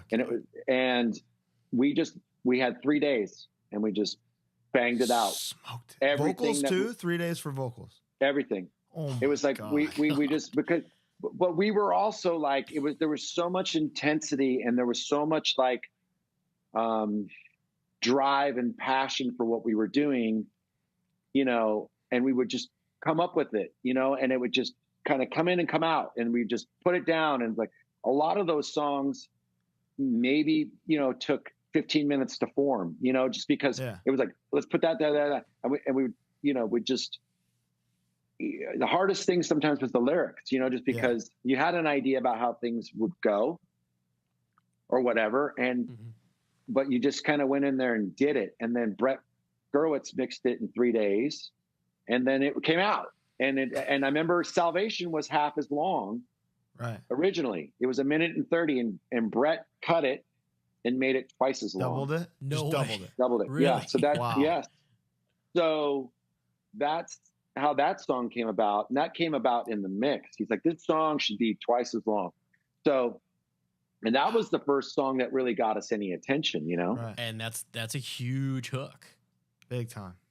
And that was like, that was a mixing audible called. Yeah, that was one of the last songs we did.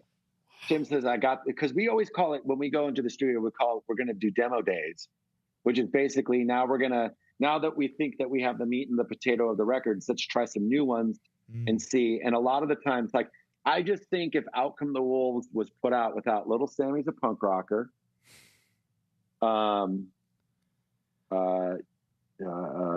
Hour, The Way I Feel About You, Daily City Train, and Disorder and Disarray.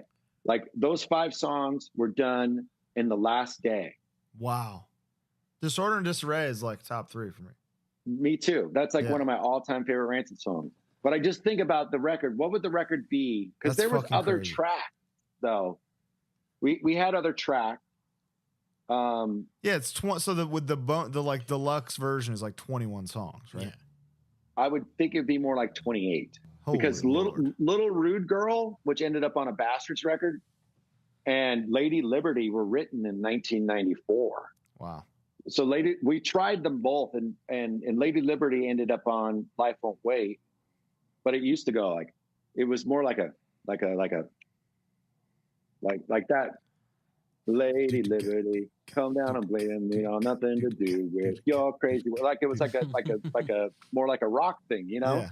And then when we took it to Life Won't Wait, we were sort of like, let's just do something completely different, because we've tried it all these times and it's never seemed to make it. So, you know, let's try it like a little more rockabilly, psychobilly kind of shit, because we love the Meteors and Mad Sin and all these other bands, all the psycho bands. Let's try it like that. You know, isn't it crazy how that works when you can try the same music in like a different font, and then somehow that just cracks the code? I mean, when I think about how many songs have either been Scott first and turned into mid-tempo punk or fast punk, or vice versa, like there's been a few over the years, you know. What was the biggest? You go ahead, Bo.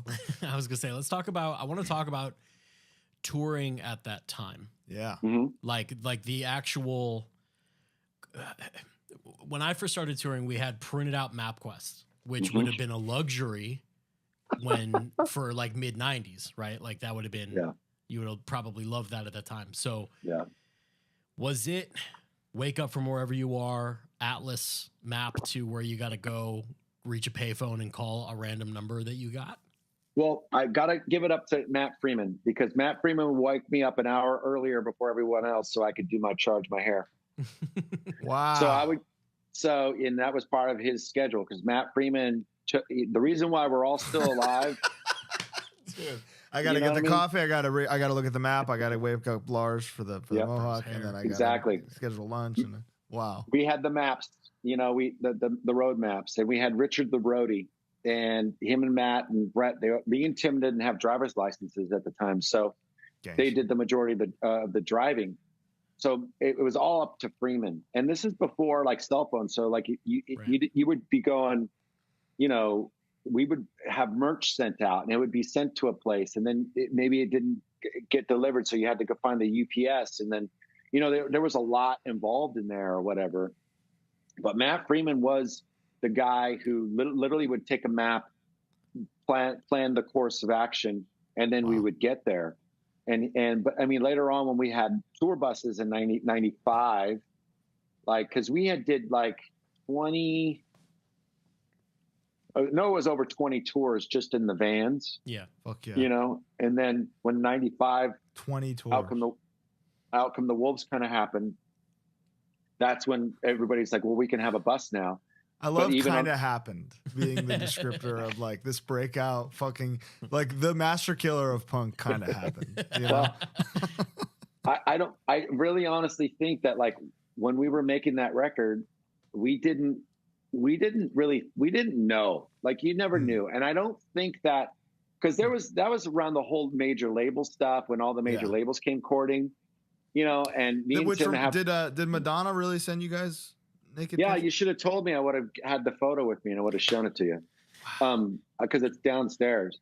But yet, no, what she did is she was making that sex book at the time. So it was like a Polaroid, and she sent us a letter sealed with a kiss. And then it was like a Polaroid of her bending over a chair. So you can kind of see the silhouette of her stuff. And it said signed with Maverick. And then she came down to see us when we played the Roseland, and she bummed a cigarette off me. And I remember our foreheads kind of touched together because she was lighting the cigarette off. She was super nice. She treated us with respect, you know. Yeah. She was cool. That's a cool way to court a band to your label. Yeah.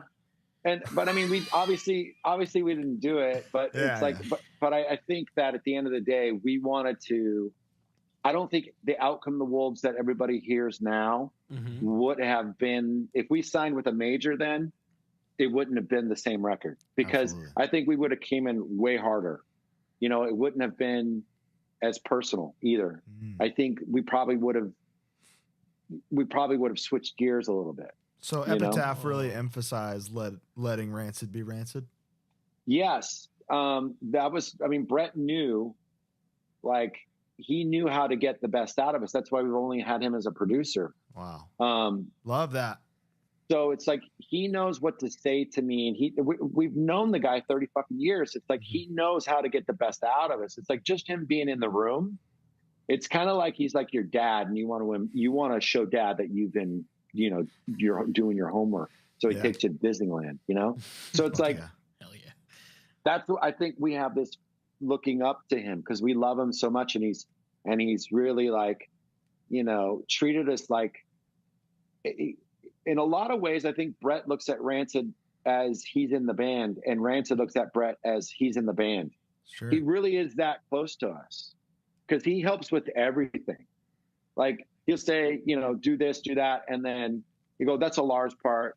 Let's do this. And then Lars, you go, blah, or whatever, you know, like whatever, you know, he'll always bring something to the table, and he listens to us. So he's like an insider who provides an outside perspective as well. Yes. That's invaluable. Yeah. And he will tell you when it sucks, you know. The only time I ever got mad at Brett is when we were doing Let the Dominoes Fall. And the song Damnation, I'm doing all downstrokes, and that's like 180 beats per minute. And to do all that downstrokes and then get everything right timing wise, Johnny Ramone style.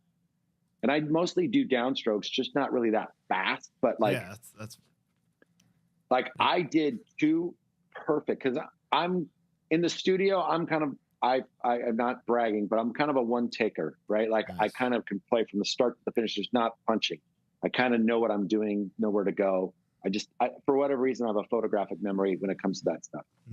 But I did two perfect takes, and Brett was on a phone call, and he came in and he listened to it. He said, let's do it again. I said, there's no way I'm fucking doing that again. And he goes, what? And I go, Brett, I'm not doing that again. And I stormed out of the room.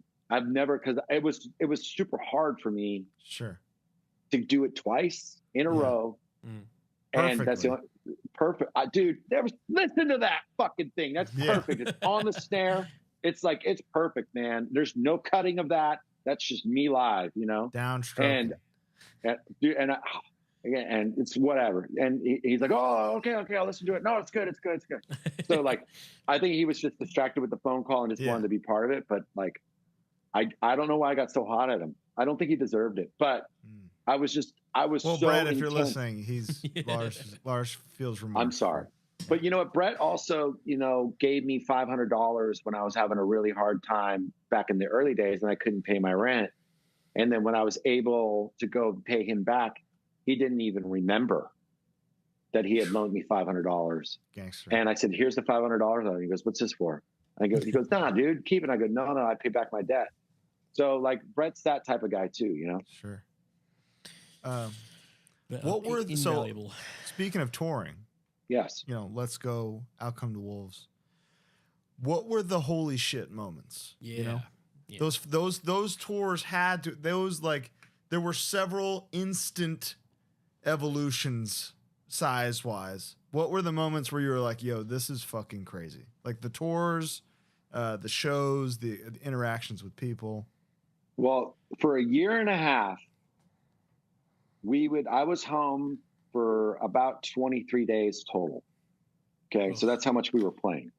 Ooh. We would do 6 shows and 1 day off, normally like a Monday. And that was normally a drive day.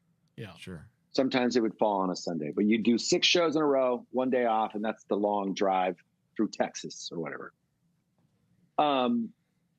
There was a few occasions. I think that we were so caught up in just doing the gig. I don't really recall, you would see things grow. You weren't taking it for granted, nor were you expecting it. Sure. But you were just so caught up in the momentum of it all that there wasn't really a time to stop. Okay. And it wasn't until after that you really, touring with the Ramones and Metallica on Lollapalooza, that was a big fucking thing. Getting my mom out of Devo's dressing room was a whole, that's like some trippy shit. Like, not that she was doing anything inappropriate, but no, that's awesome. San Jose, Spartan Stadium, Lollapalooza, my mom's first time seeing Rancid perform. It's us, the Ramones, and Devo's playing on that show. And I had to go do some press, and I was with the Ramones in their dressing room. It was me, Marky, and Joey, and my mom. And they really liked my mom. My mom really wanted to meet them because of the rock and roll high school. She knew that me and my brother, who are these guys? Yeah. And Marky's and Joey were class, Marky's still classy, but Joey even just as classy. And I said, hey, Mom, I got to do some press. Let's get out of here. Marky's like, don't worry about it. Just leave her here. We got her. We'll take care of her. What time do you play? We'll bring her up to the stage. And I was like, blah, blah, blah, to that. So anyways, I go back and they used to put the Ramones and Rancid they would build like a camp. Yeah. And the very furthest away dressing rooms were always Rancid and the Ramones. Because you guys were fucking we were punks. Hounds or what? Yeah, we were just we called it punk rock jail, right? Yeah, because you had Soundgarden and Metallica and whatever, and we would laugh about it. And so I leave my mom with Marky and Joey, and I go and do the press. I come back to the Ramones dressing room 45 minutes later. I go, hey, where did my mom go? Oh, she, she dipped out to go to the bathroom. She didn't use that terminology. She left to go to the bathroom, and I said to come back, but she's gone. And I'm like, what the fuck? So I'm going, I'm looking around, and then finally the last place I look is Devo's dressing room, Devo, and it was really weird. It was a long kind of building, and they were all at the very end of the building. And I see I open up the door, and I see my mom, and she's got the back to the door, and she's doing this with her hands, and she's explaining, and she's doing a very good job. It's like she's got this thing, and they're all sitting there because they're in their yellow suits and the hats and shit because they got to full play on hats on, bro. Oh, She's Can't cutting make- a promo on Devo in full gimmick. in their gimmicks. full yeah. gimmick. She's a gangster, dude. And she's and they're very engaged, and I go, hey mom, come on now, you don't bother Devo, we're about to play, come on, you don't gotta bother Devo. And I swear to God, Devo stands up, and they're all like, no man, you leave, you're leaving her here, you're leaving. Like, oh my God, I'm getting dissed right now. Sorry, Mr. Mothersbaugh. You By can keep my mother. Devo, Yeah. because they would rather hang out with my mom. But anyways, that was like one of the things that was kind of crazy, right? Amazing. When you think about it. You know, I remember meeting Lemmy for the first time, and I had a rose tattoo. And I said, I got a rose tattoo over here. I'm going to get Motorhead over here. And he just looked me in the face and he goes, then you better get AC/DC on your navel. And I was like, okay, that was pretty powerful. Yes, sir.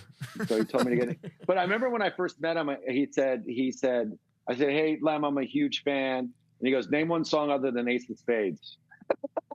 Wow. And I said, Metropolis, Bomber, Overkill, Chase is better than the Cat. He goes, all right. And then he was super cool. And I think that, like, because, you know, a lot of people knew about Ace of Spades, or whatever, you know, when they think of Ace, you know, I mean, not a bad song to be remembered for, but No. And but yeah, so meeting Lem, I met Weird Al Yankovic, which was pretty cool. Oh, my man. Yeah, You're a Weird Al guy, Lars? Yeah, fuck yeah, bro. I love Weird Al.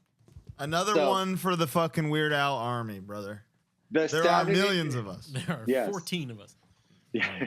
Saturday Night Live, I think, was the big thing for us. I think that was because Fear had done it. Yeah. The Specials had done it. Elvis Costello had done it. You know, that's I've said this before, but the first thing I ever YouTubed, was like Fear. When I found out about YouTube, was Fear playing SNL, because I had read about it, and I wanted to see like all the dudes in the crowd. There's no harder lore than that. Yeah, that was done in DC. Really? That was filmed in DC. It wasn't in New York. Or if I'm correct, Roger Merritt needs to be here for this one. And if you ever have him on, you got to talk about it. It's either it was filmed up in DC or it was filmed in New York and they brought a bunch of heads from DC. That's my recollection is that DC rolled deep as fuck. Yeah, that's what it was. That's what it was. Ian grabs the mic and says New York sucks before. I feel like that's what it was. Yeah. Okay.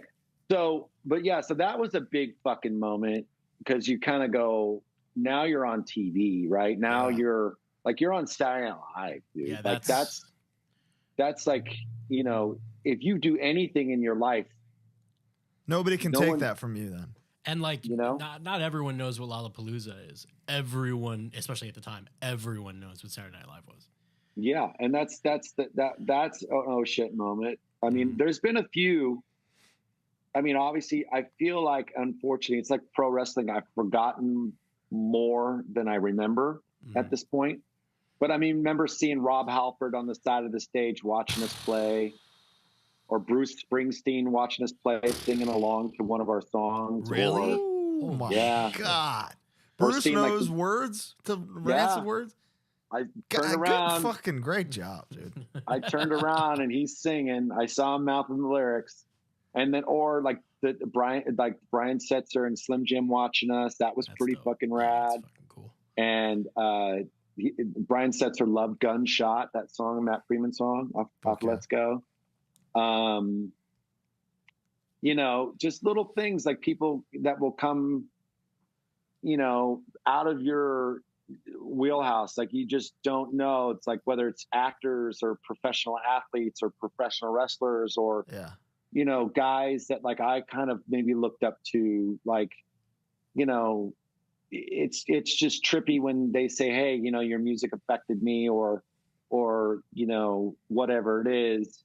It's still kind of a trip, because, you know, the way I don't really see myself like that. And at the end of the day, it's like, for me, I'm just like, I'm dad, and, and I'm stoked on that. You know, it's like, I really enjoy my life now. Like, you know, I've joined many bands. You know, I've played so many goddamn shows. I love that. But it's like, you know, when I think about that, the music that I've left behind, I sometimes don't realize how much of it will be left behind, you know? Oh my God.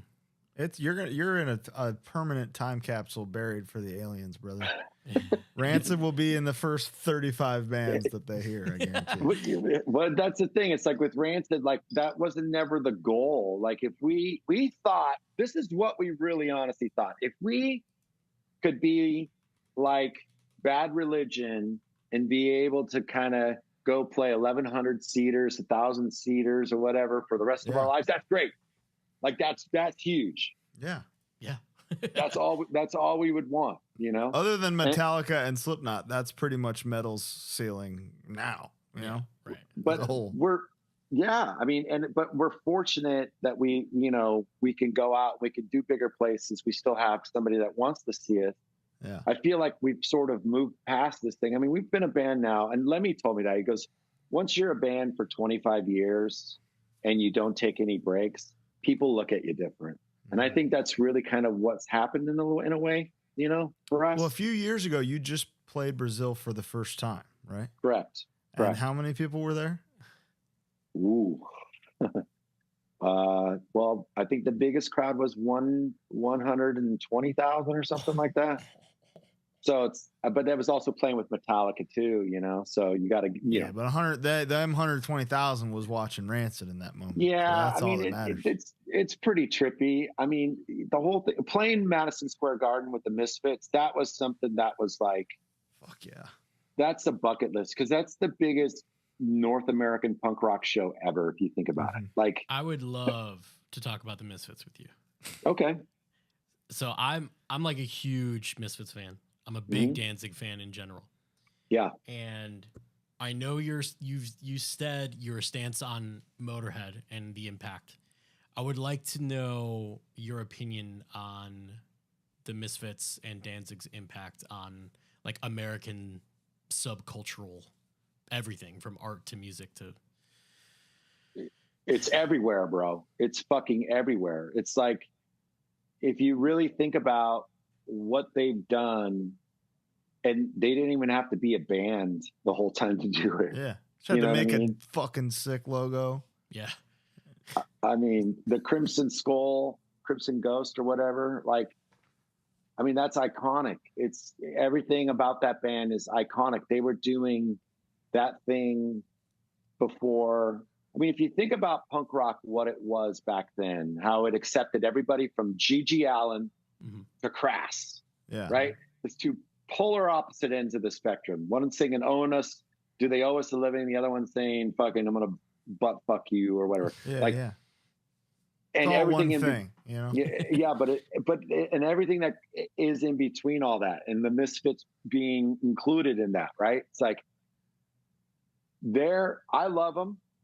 I can't say that I go through periods with them.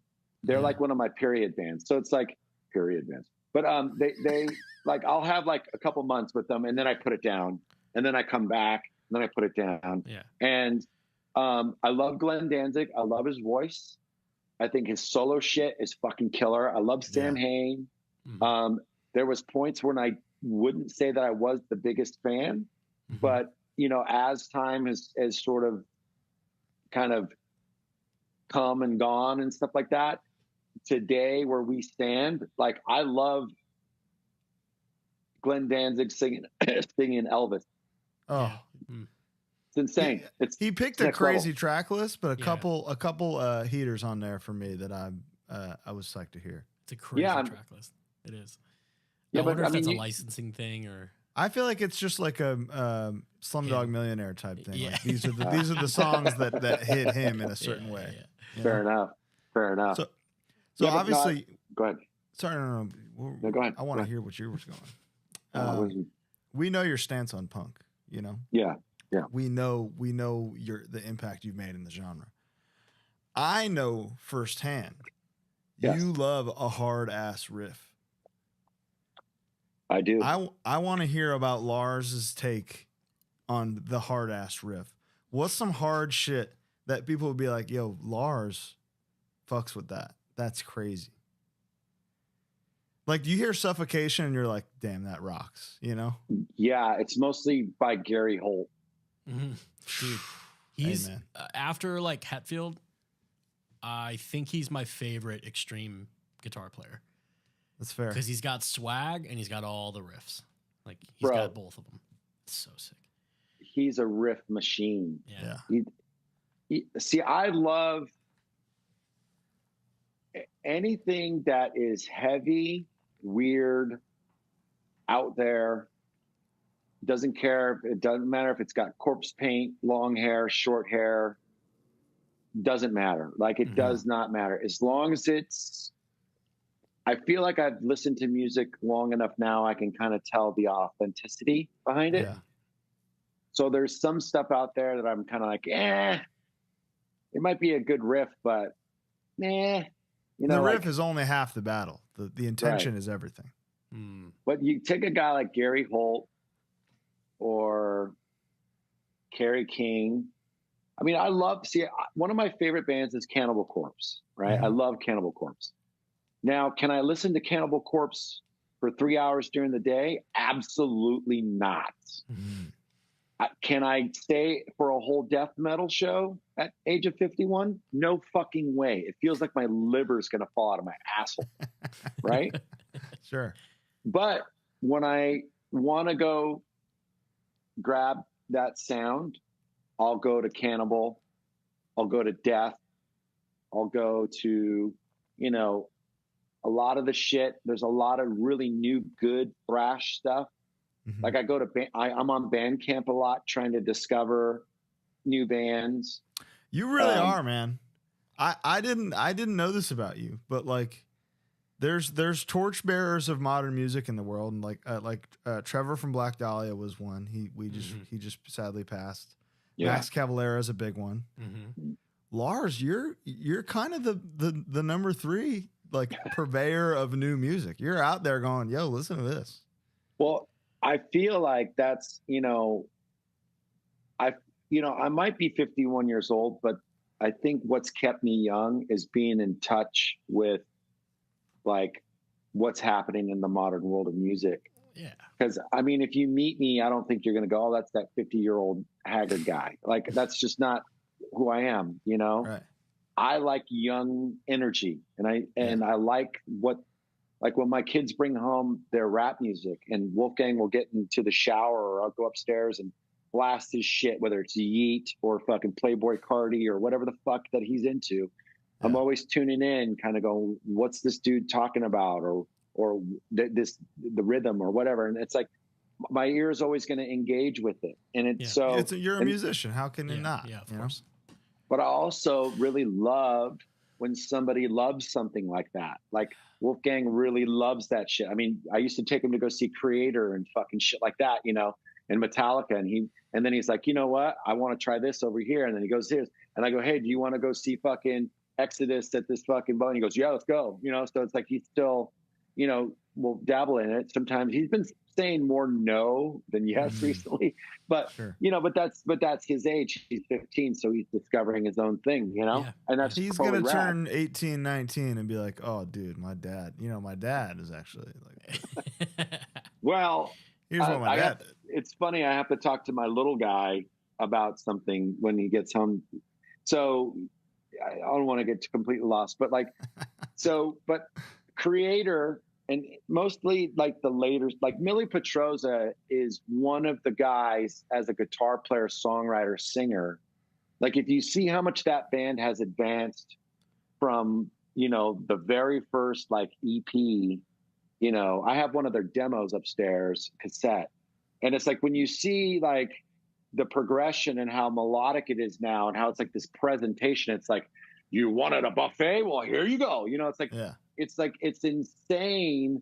Like when you take a record like Phantom Antichrist or Coma of Souls or some of these later records, and you really listen and tune into them, it's like it's symphonic in the sense that it's like, it's something complete. It's a reinvention, but it's yet still Creator, right? So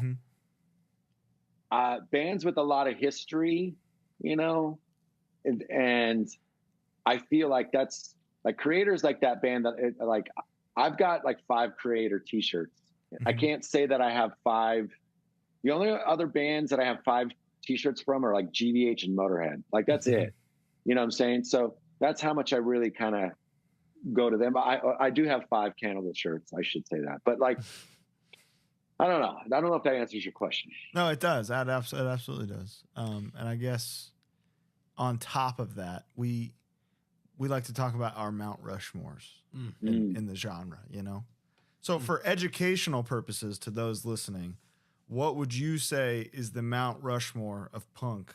And then on the other end, the Mount Rushmore of straight up hardcore? Mount Rushmore and by albums. Oh, by albums. Oh. Yeah. So 4? Yeah. Yeah. Yeah. GBH, City Baby, Attacked by Rats. Fuck.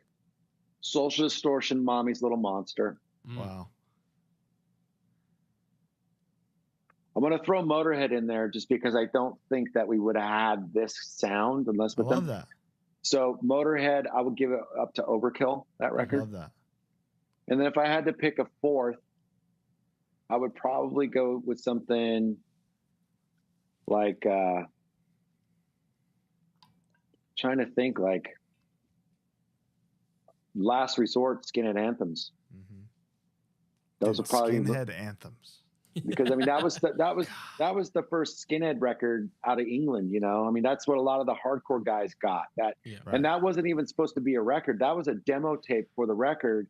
And the guy from the Last Resort shop out negotiated the record label and ended up putting it out, pressing it without the band knowing.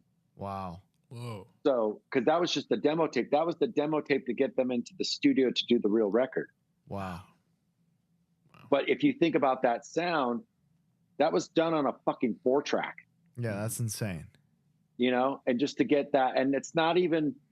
So, and another thing I found out that kind of broke my heart, the leads on that record are actually the engineer. Really? Oh, shit. Yeah, it's not Charlie Dugan, I think, was the guitar player at the time.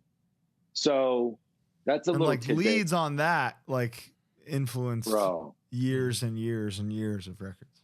Bro. So on the new Last Resort record, we did Freedom Part 2.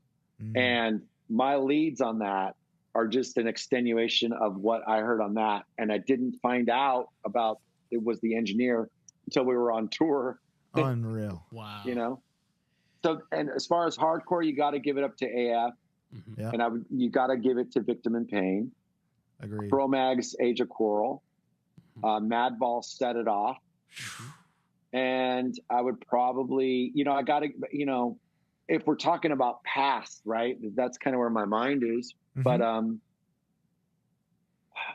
what would be that 4th? I would, I'm going to be biased. I'd say Powerhouse No Regrets because that's awesome. For West Coast, that was a big deal.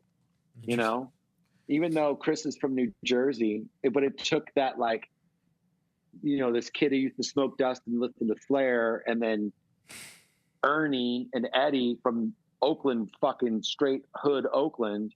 Yeah. And those guys coming together, that's what made it so special. It's kind of like me joining Rancid. I feel like that chemistry happened. I'm from the South Bay. These guys are from Berkeley. It was like a crash, of different kinds of things, So beautiful. We have another question that we like to ask is, who do you do? So when you even in the beginning, when you were on stage, and maybe it's changed now, when you're playing and you're singing, whether it's obvious or not, who are you trying to embody? Who are the 2, 3, 4 guys where you're like they subconsciously created who Lars is doing on stage? Stage Lars. Ric Flair. Straight up. That's so good. Straight up Ric Flair. That's the first wrestler answer we've ever had. Ace Frehley. Yeah. Badass. And Lemmy. Yeah. Wow. I feel like, that's what I would want to be, you know. If I'm doing that, I don't know. But I really honestly feel like the reason why I'm the one talking to the crowd. But yeah, those are the guys I try to embody. Now, whether I'm doing that, but I feel like I was always kind of the one to talk to the crowd. I'm literally thinking to myself, Dusty promos, Flair promos, like how do I engage and bring them in? And I think honestly, I learned so much from watching pro wrestling about how to engage a crowd. I don't know if I've done my job well enough or not, but like Brandon Steinekert always goes, dude, you know, you're not a punk rocker or skinhead, bro. He goes, you're a pro wrestler trapped in a punk rocker skinhead's body. You know what I mean? Like, hey man, dude. You know, so it's like that's the way I always want to perform in that sense, because I feel like you have to give people, even though Rancid, we kind of go like 7 in a row talk, you know, we blaze through because we do like 26, 27 songs in an hour and 15. Exactly. So, you know, you're getting a lot of music in that time frame. It's like when I go play with Stomper, we're playing an hour and 20, but we're only doing 16 songs. I'm like, how the fuck is that? Like, because there's a lot of breaks in between, right? Right. So, but with Rancid, there's a flow to it, and we like to keep the energy up. So, you know, what I have when I get a chance to talk or communicate with the crowd, if it's not like a guitar problem or something like that, I have to feel, I feel like I have to engage them, bring them in to what we're doing quickly, because we're about to get going again, you know? And I think I got 8 more for you real quick. So how you doing?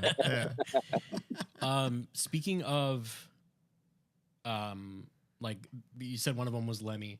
Just something I've always wondered and wanted to ask you, actually. Lemmy has Murder One. He's got, or, you know, had Murder One, had like the amp, the bass, and like his particular setup. At what age did you figure out that you could cut the Marshall logo to say Lars? Okay, that wasn't even me that figured that out. No, we were doing some stuff for Rancid. I want to say it was maybe 2000, Rancid 2000, so the self-titled. And we were in the old rehearsal studio, which is now a recording studio where Michael Rosen has a recording studio. And I think we were there to either film all the videos for the songs, because we did a video for every song on Rancid 5. And Brett Reed was sitting there, and he used to have a lot of these car parts, because he liked to build cars. And he was sitting on a case, and he was like eating like a Cliff Bar or something. And then all of a sudden, I'm like sitting there, I'm just kind of tooling around. We were waiting for something to happen. I can't even remember. He picks up a razor blade, and he goes to my amp. I'm like, what the fuck is he doing, right? And he just cuts it out, and he cut it out. And he goes, there you go. So Brett Reed actually figured that out. That's awesome. What did you do in that moment? I thought it was fucking rad. Like I was like, unbelievable, dude. I go, can you do the same thing to the other one? And he goes, you can do it. So I went and did it on the other one. So now, like, it's kind of a thing. Like when I went over for Stomper to do the videos for the new record, because our new record's coming out pretty soon, and like they knew to get me a Marshall and to take tape, and you know what I mean. So it's like it's kind of now a thing. Has Marshall acknowledged that? Probably not. I don't think Marshall acknowledges anybody, but let me see what I can do. Okay. Well, I just like, I love artifacts. You know what I mean? Like I love these I think Sammy from Goat Whore has Sammy. He has the Hanneman Rain and Blood guitar. You know what I mean? Like I love these it's like Lord of the Rings shit, where it's like, where does this item end up? Yeah, where does that helm yeah. You know end up, you know? Well, Gary Holt knows this story, but one of his Schecter V's, the blood splattered ones, got taken, and then it got taken from him, but got to me. But he does know the story, so I have one of those V Schecters, blood splattered ones. So he's accepted that. That's Lars now. I sent him one of my camos, and he was using it as a backup. So that was pretty rad. And I got a video of him playing it. It was pretty cool. Awesome. Yeah. All right. Let's. I'm sorry to cut you off.